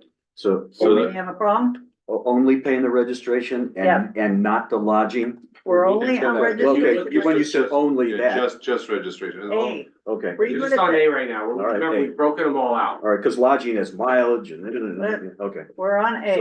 All right, A, yes. Are we good? Yes. Okay. B, lodging. For one-day official events, the minimum distance for the official event to be eligible for lodging expansion must be at least blank miles from the director's primary residence. We need a number in that hole. And remember, for one-day events, It's for a one-day event. Director Saunders said it needs to be 75. For consecutive day events, Saunders said 50 days. We're only going on the first one. Sorry, well, because Director Thurmborough, You wanna get it? No, it's what I said. because Director Thurmborough says for consecutive, it should be the same 100 miles, whether it's one day or consecutive days. That's why I'm bringing it So up. back to it. For one-day official events, at least how many miles from residence? Can I just make one comment? And it's just a technical comment. It's for something for you all to think about. Tahoe is about 74 miles from most people's homes.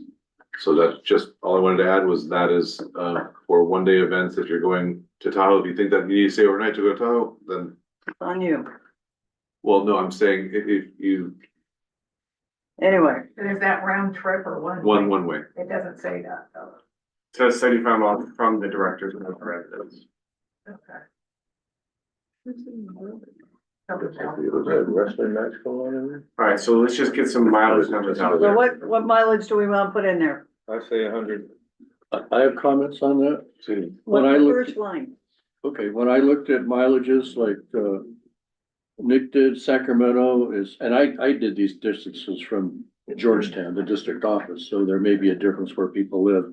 And in my opinion, it should be from the district office, not the neighborhood people live in. Sacramento is 52 miles, and in that, I commuted to that job for 3 years. It took me an hour and a half if I left after 4 and before 5:30 or 6. So when I look at a conference that starts at 9 to 4, when I throw in the time to travel there, I'm basically busy from 7:30 to 5:30, and that does not count a meal. Davis is 66 miles, and it's about the same. Tahoe was 73, you came up with 74. If I add that in, Depending on weather. it depends on the weather. I'm real sketchy about South Lake Tahoe. To me, Stockton is 99 miles. And that's kind of where I cut off the difference between 75 and 100.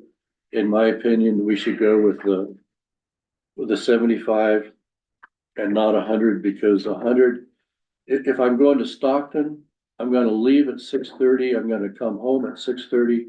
I'll have to start for dinner. And for another half hour or so, that's a 12-hour day for an old man. I don't wanna do that. Okay, so what I've got is 75. What do you have to say? I have 2 paragraphs.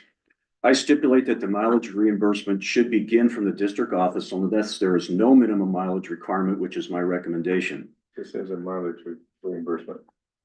Right. We're talking about this. For lodging. For lodging. We're in lodging. We're in lodging right now. Okay.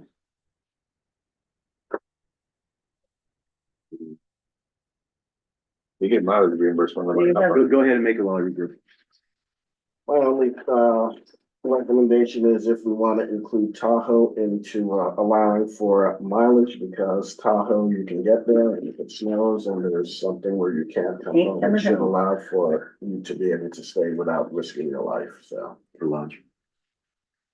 So to maybe reduce that to 70 miles, so it includes Tahoe. Because some of the mountain county events are in Tahoe. Search that? I went to Edward meetings in Tahoe on the same day, not an issue. It's So not the depends on same what for- time, it's not not, the same not, for don't every interrupt. director. It's gonna depend on what time of year it is, I understand all of that. I'm okay with going 75 in that instance. Okay, so we have 75.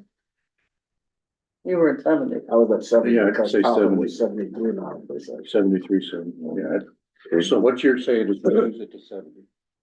Okay, I've grouped. I believe that the 100 or 75 minimum driving distance or a 3 or 4 hour rush hour, non-rush hour commute for a one-day conference is unrealistic, and a 50-mile multi-day conference mileage restriction We're only in the first one. No, that would be included.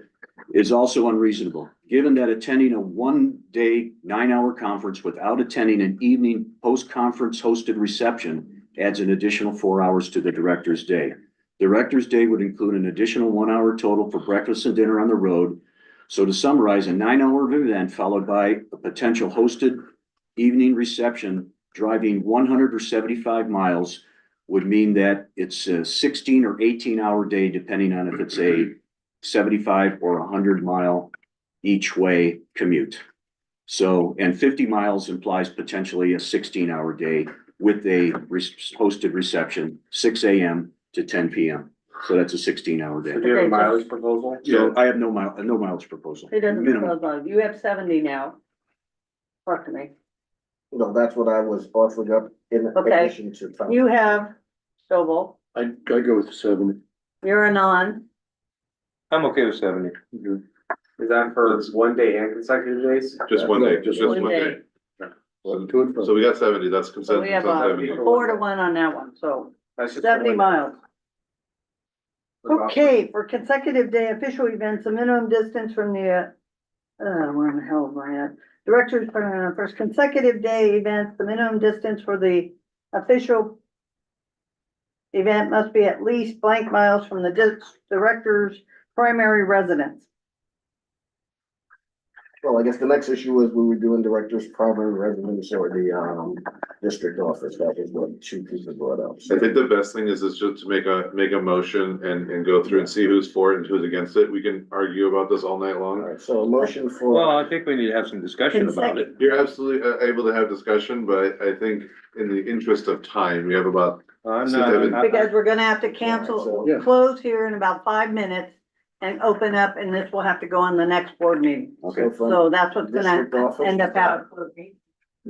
District office. Okay, I will on district, but I wanted to make a comment like Director. so Saunders. do we have district, are we going with district office or are we going for residents? It's gotta be district office. No. It has to be residents of the director. Because it's all about how far you gotta travel.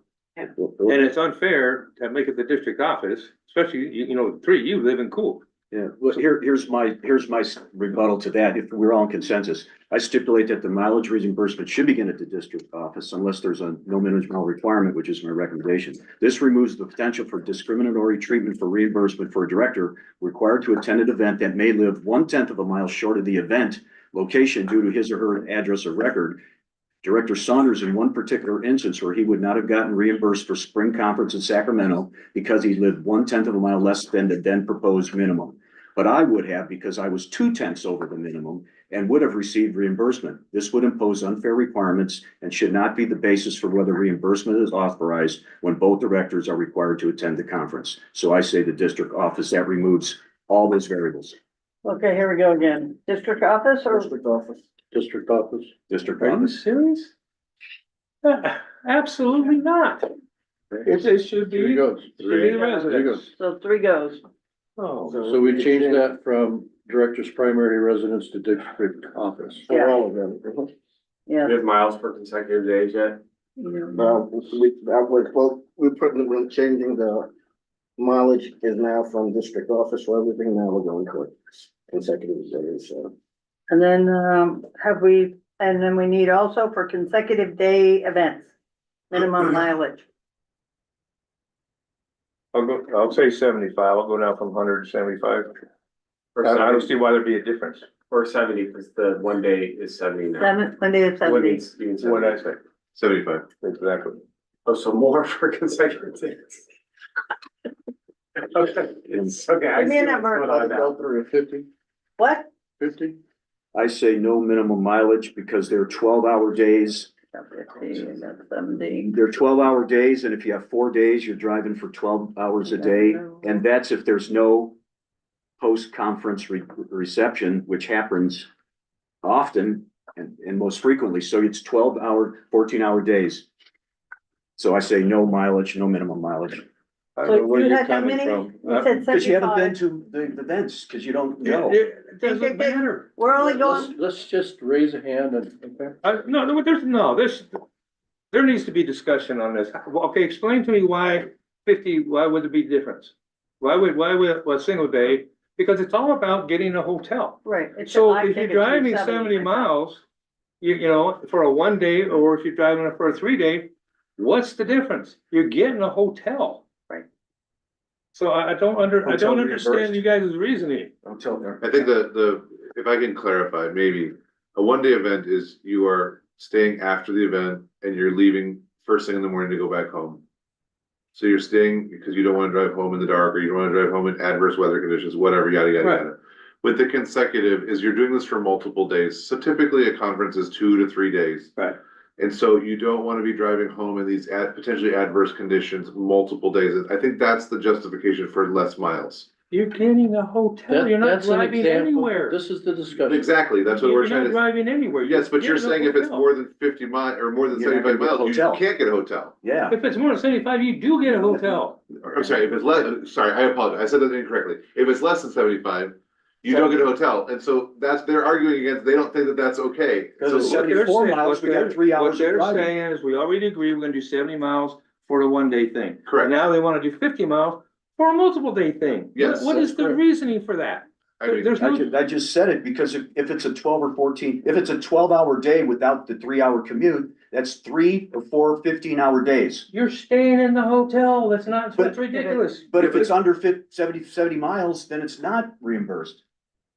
you're right, it's an hour, it's an hour to So get what? home. So what? So what? Can we call for? Well, I've been what trying was to your- call for. We're trying to get, Mike, Yeah, Well, you're my, right. my point is that, let me try to clarify with what Mike is saying is that which if it's a Mike? multiple, there's Mike and Michael is how I keep it. Okay. If it's a multiple day,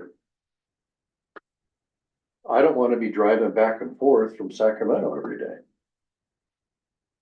After the conference, and I agree with Mitch, is that there's a lot of networking that goes on after the conference. It's just not a 9 to 4. And when I went to this SDLA conference, I was able to eat dinner basically at the after the conference venue. So there was no cost to the district for that. To me, it's a safety of being on the road is more important to me than 25 miles here and there.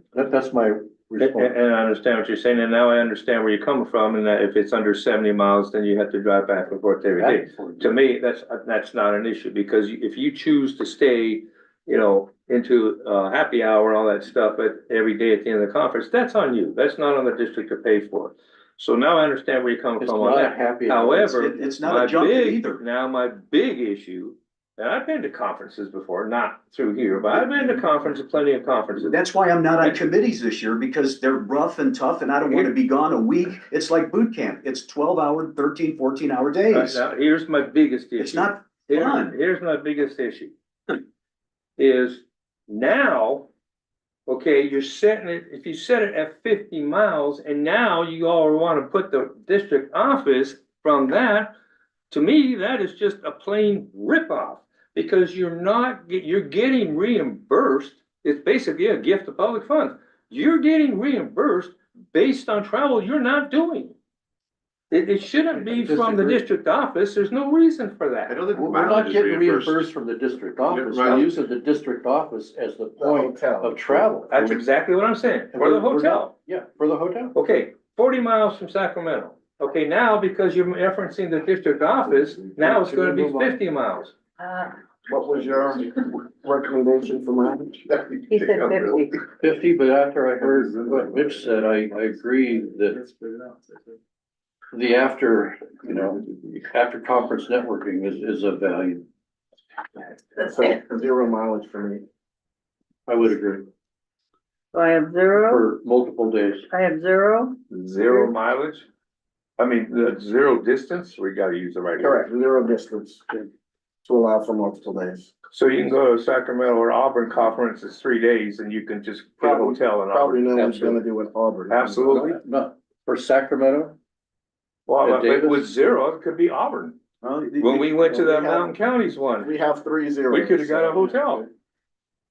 This, I mean, geez. And Are that's you guys something, thinking again, about the that would be- ratepayers at all? No, absolutely not. This is a board decision that is made ahead of time. If And I there is wanna a go to budget. Auburn and stay for 3 nights, that's a decision that we're all responsible for. That's not my decision, it's our decision. And that's a decision that's made by the board. And there's a budgetary limit, so if someone wants to use up their budget going to Auburn versus somewhere else, that's gonna be. and I guess realistically, you wouldn't be charging the district mileage, going back and forth for the multiple days. Yeah, you would. You would be, correct. You wouldn't be because you'd be parked in a If you got a hotel. hotel, no. And those days that I Right. did drive the last conference in April, I had 3 parking fees at $25 a pop and 300 miles of mileage reimbursement. That added to the cost had I had a hotel. Okay, Anyway, Moving on. so we're at 70 miles. We've got Okay. rid of, the first one is 70 miles, I'm not gonna fill this up. The second one is 0 miles, and it's from the district office, what triggers all this. So you're saying 0 miles for consecutive days? I got a consensus of 3. So no minimum. Correct. Wow. I have one on this, on B also. Lodging expenses at the group rate published, Is it GSA or is it the group rate? it should be GSA. That's your position. group, GSA. Group. What? Moving on. Okay, Because you brought, this is where Stonewall, your comment earlier is relevant when you talked about, right now, 1B says the board member must pay for lodging and seek reimbursement from the district. Director McDonald asked about that. I think no, Stonewall, that's what he No, said. I, you withdraw that. that was Director McDonald's point. And Yeah, that was your point too, because you quoted the clerk Yeah. of the board language from the old policy, which you talked about the hotel. That's where this comes in. Yeah. They would make the reservation, but I would pay for it. Well, now that it's the group block rate, that would be equal our reimbursement, so that's one thing we could decide now if. how you're gonna do that. I don't care. No, I I just, appreciate the clarity. I'm just saying if that's what, I just want, because we had this discussion and I said we're gonna get to it later. Yeah. I want you to know that right now, the board member has to pay for a hotel. yeah. But, I would okay, okay. Yes. And from my point of view, if I get sick and can't make it to that meeting A and separate, lose my, a separate provision in this policy says. if you Okay, don't go, how many you go to the yeses? I district. have 1, 2, Yeah. 3. We have 3 yeses for the, for member, the director paid Okay, for the hotel. and seeks reimbursement. Yeah. 1, 2, 3. no. I- and I- 4, and I think- no. And Director Thomer was fine with that too during the Yeah. ad hoc, so. Do we need to stop so we can get you out of here? Let's keep going. My Okay. problem. No, we have a closed session, don't we? We do not have a closed session tonight. I will just Oh, well, clear that then right. you have a, We have about 5 minutes. We do not have a closed session. So regarding GSA, is that what we're talking about versus block rate? We went with. We already block did rate. that. Oh, that was, We just did that. no, it's no GSA? It's block rate. well, it should be, It's but should it be in there anyway in case it's not an event that has a block rate? That you have to reference something and Then if if- all somebody right. gets sent somewhere, block rate or, If GSA, if no you block. can say rate. block rate or GSA, whichever is greater. correct, Correct. whichever way is, huh? Greater. No. Yeah. No. Yeah, No, whichever. No.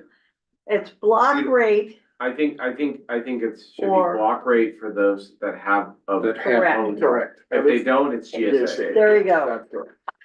And I just Anybody wanted, have one, 2 lines. If a director is required to pay GSA rate approved lodging, if available, many times it's across town, requiring a commute and a significant distance to the event center, we now have the potential for additional expenses, Uber or Lyft transportation, back and forth to the conference. Secondly, if you drove your own vehicle, you have mileage expense and parking 30 to 45 a day. Thirdly, the additional cost of a breakfast not covered by the event. So in other words, the overall cost to the ratepayer may be higher at a GSA rate than a block rate. So try to get, that was my proposal. Okay, so we're on meals and incidental expenses, I think. Okay.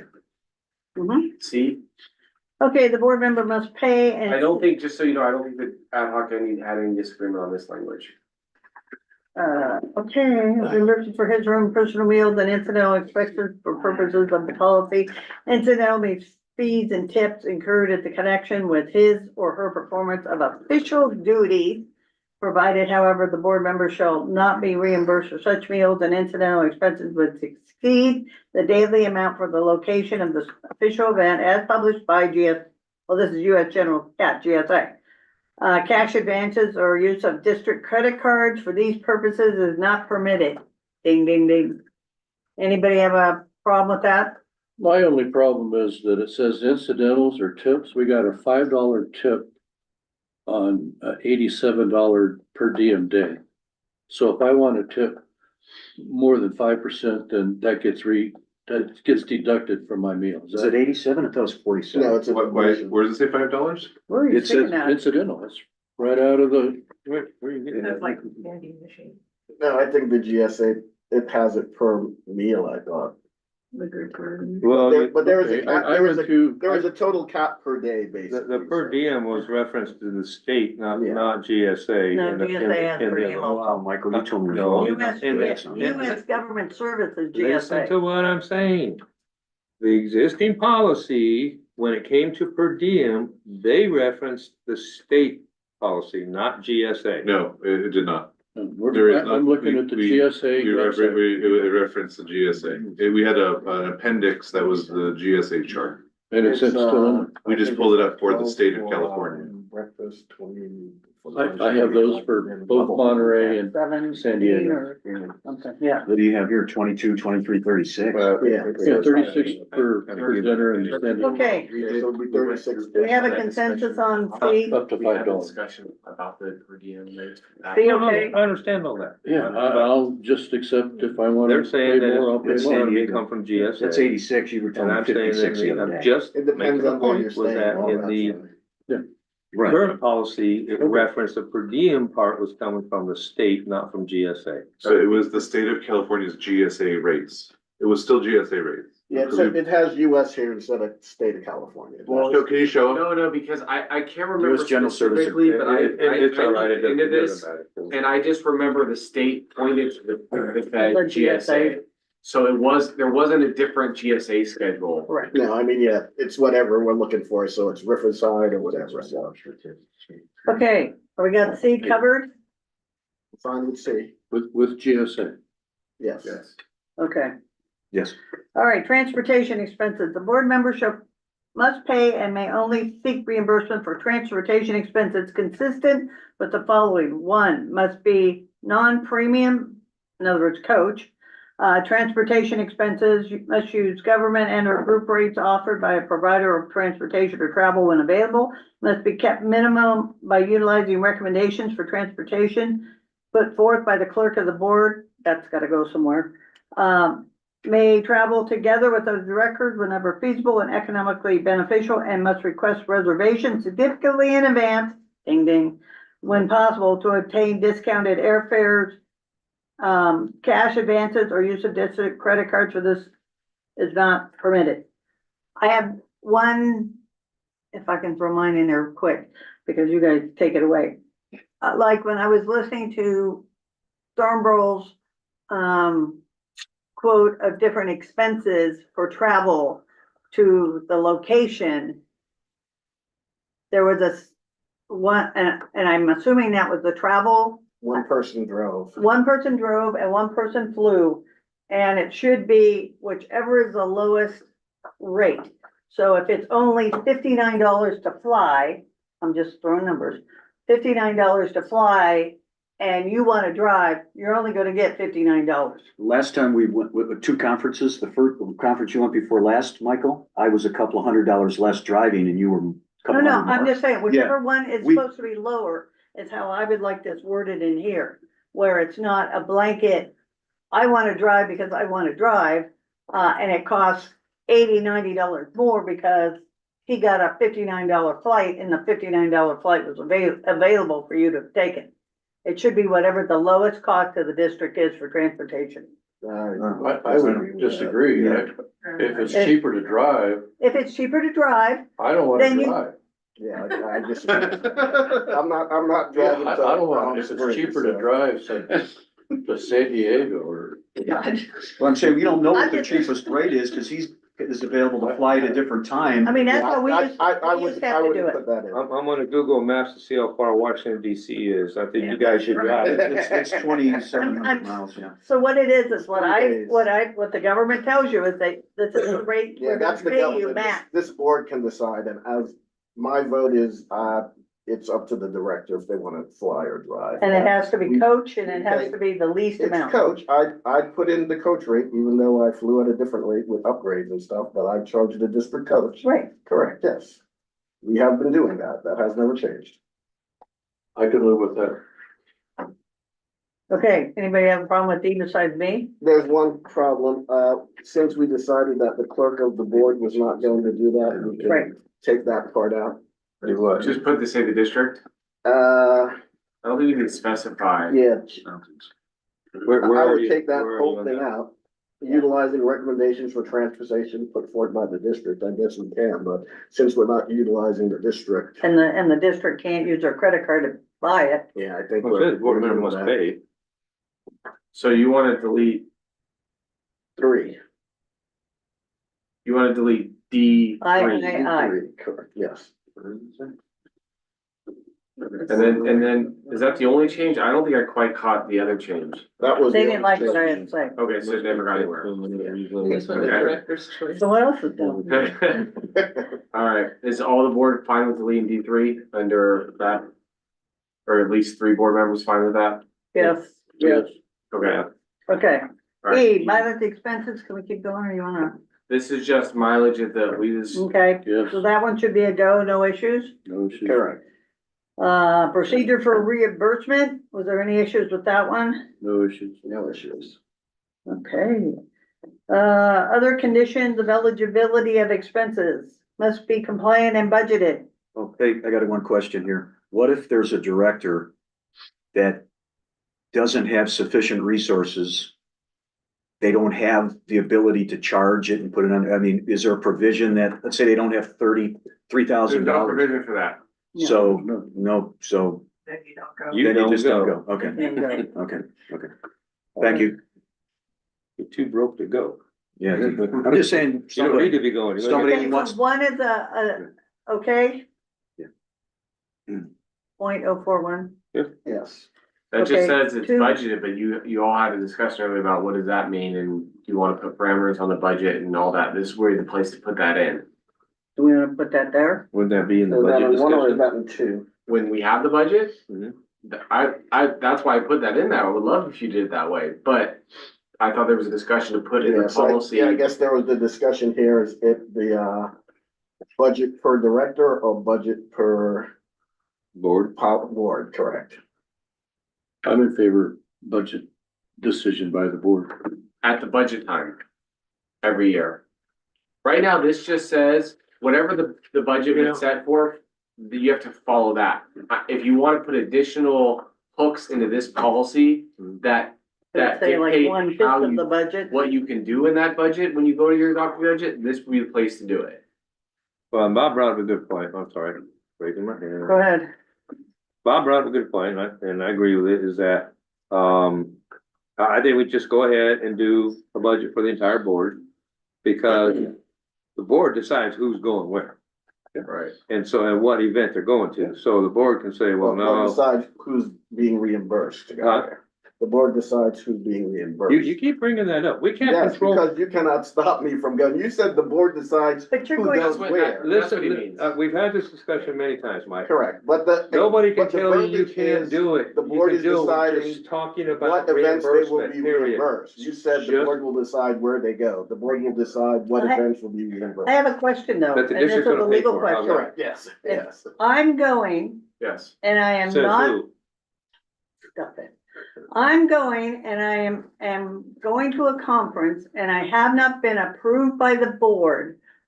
Then I legally cannot be representing the district at that conference, correct? Or at that meeting, because I am not That's a authorized. separate conversation. I would- That's a separate- I'm just- but- Yeah, I yeah, would that's good, disagree that's with good, that. that's good conversation, but let's have that. Yes. Because if you were voted to represent the board and your position is vice chair of Aqua and you are going as the vice chair of a region, you are representing the board. But she's referring to a situation where you just do something on your own. Yeah. Like but- you go to some but- but random I- event in but I'm- Wichita. But I'm now planning to go to Aqua DC conference. Wichita. I Anyway, will ask for approval, but not reimbursement. I guess that's how you can do it. We should discuss that. yeah, separately. you are going with Yes, that. I know what Yeah, you're saying, okay. so I see. I- So two is a clear? So no, one. One is a clear and we're just doing a max of the So do 17.5. you wanna put in here, the district shall set an annual allowance for the board as a whole? Yes, I think that's what we decided. Yeah, because let's say it was individual and the board member director says, I can't make it, can you do it for me? Then that director would have then double the budget he would need Well, to, we already, yeah, we got an amount there for all of us. yeah. So I'll add a sentence on one that says the board shall set an annual maximum allowance of eligible expenses for the board as a whole. Thank you. I can live with that. Okay, anybody have a problem with it? Tick, tick, tick. Good. Okay, move on. Two, prior approval required. Except where a majority of the board find the board meeting schedule did not reasonably permit prior approval of the request, expenses not being paid or reimbursed by the district of such expenses have not been previously requested by such board member and approved by the board by specific motion and or action on a duly authorized item or agendized item. Wow. The motion shall specify a requesting directors, the applicable official events. I wanted to add potential costs, so we know upfront what the board is looking at. That's in there. Yeah, that's in there. Okay, the staff report shall disclose, okay, never mind. To disclose an eligible expense category requested, estimated amounts requested, except for mileage, and the daily limits for lodging, meals, and incidental expenses set forth in sections 1B and 1C of section 409003 of this policy. And we have developed a form that would show all the expenses. That's what we want. Yeah, and we have it, it's ready, it's in a folder. As soon as you guys are done with this, I'll hand them out to you. Well, it doesn't matter. It's only when you're applying for. So is that one good with number two? I'm good. Yep. Okay, number three? An expense shall not be paid or reimbursed by the district for the board member to participate in an official event after the board member has announced his or her pending resignation or 90 days before an election of the board member is not seeking re-election. No. Or after it has been determined the board will not retain his or her seat on the board after a contested election. No. I agree with that. What's the deadline for reelection? I don't, is that August, 90 days? August Usually 15th, August. So is that August, 110 days. September, October, November, so that 90 days? covers 90 that? days. Good. So 90 days they would know, and if They they would went to know. a conference within that 90 days, We would know. then, Okay. That's my question. Yeah. 90 days. So if you are the vice chair of Aqua, have to go to the fall and spring event. And the fall event is usually in December, which would be after someone is, no longer running, and that would be the end of their term. But you are still a board member and you were elected by the board for this position, so you should be able to get reimbursed for something that you were elected for. And how about for reimbursing? Aqua does not reimburse. And again, that would be the board decision on that situation. And in That this, would be the but board predominantly, decision. if it's not that one, then for any other situation, But I'm just saying, that's why I'm. Take it no. out. then that would be something that we could vote. I'm saying a no. Just leave it out. In this case, it was 3 days prior to the next board meeting, so it was just a 3-day. I think we should leave it in. I think we should leave it in. I make a motion to take it out. It's up to you, Robert. I know. Ding, ding, ding. The reason I would agree with Michael is that it's gotta be a board decision if it goes or not. But that's what, No, that's, it'll be in there, so I will still go, I'll just pay, that's the well, way. no, you You may could, give an approval before it's announced that he's not Yeah. gonna run again. So you won't That's always true, know all that. you usually months in advance, you know, I hope that. so, all right. Well, that's not the way it's written here. Take the 90 days out Ah, It says, Before an it's not election. written that way. It says, in this term. it says Says for before- 90 days before an election. It says, or after it has been determined that the board member will not retain his or her seat on the board after a contested election. Yeah, but it says before, after the board member announced, what if the board member applies for a trip and then 2 days later announces his resignation 3 months from now? That happens sometimes. Yeah. Yeah. That's So okay. that could That's where I was. happen. That's where I was. So, so what do we wanna do here? Leave it out. I Up to Robert. really. Yeah, I go with really- 90 days. Well, Okay. you're You good with accepting what? all of it? As it states, So keep 3 as is. yes. Okay. 4, when, Well, point of order, oh, I'm sorry. we don't always do the fall conference in August, so I recommend that if somebody puts in, I want to attend the fall and spring conference ahead of time, that's counted. Well, our fall conference was this December. Yes, I am aware, but we don't vote on it until usually September, October, which. I'm gonna do it it much earlier than we normally do them. I'm gonna try to do them They need to be well. in advance. several months in advance. Yes, we need to have those Alright. things coming All right, through. number 4, paragraph 4. Well, lodging, transportation and registration. This basically just says, if you don't show, you either don't get reimbursed or you have to pay the district back. Agreed. Agreed. Agreed. Think. Next one, Agree. Agreed. I say. Agreed. agreed. All right. All right. We have to take public comment. Do you have public comment? Yeah, they come. Oh, yeah. Oh, for sure. Speak to us. So if the district does the registration and they use the district credit card, does that, say it's $500, does that come out of your $3,500? Yes. No. That comes out of the board. It comes out of the board. Out of the board Budget. That's code. 17.5. Right, and then there's a maximum and each board is getting And the board- 3,500. Yes, and when the board sets the budget for the whole board, it'll articulate what that covers and what it doesn't cover. Cause that should Yeah, be included in the right, the budget. yeah. Now, next, Wait a clarification. Uh-oh. So if you have Oh, wait. two conferences and they're Everybody threw out what? $3,000 each, how does somebody go to two conferences? Yes, I'm not. So, How's that work? That'll be the board It's decision. it's overall board budget, so some may use more than others. So if somebody doesn't go somewhere, then somebody else is using that money, Yes, but that has to be approved. Yes. Yeah. Right, All right. We're trying to do approvals for it. okay. I have a That's PRA something. here. Okay, They're not Thank you. anymore. public comment closed. Put it out there. Do we have anything else to come before the board? I have a motion to accept that policy based on our consensus and amendment updates. We have a second? Second. All in favor? Aye. Aye. Aye. Aye. Opposed? No, or I. What am I supposed to say when I'm Say no, opposed? say no. Say no? The Dutch say aye to no, but that's a I'm not different, Dutch. that's a different Okay. parliamentary procedure. I'm not Dutch. It passed. Yeah. Board request for additional future meeting agendas? Yes, I have one, so, I did it by, email last time and it didn't go through, so I'm once again requesting the, LAFCO presentation for, the presentation for LAFCO and consolidation. And that's, Oh, and the only thing I request is you don't have to send anything back until the third meeting. However, if it's on the agenda, I request you let us know ahead of time so I can I will make let it the be. executive director show up and we can agendize it.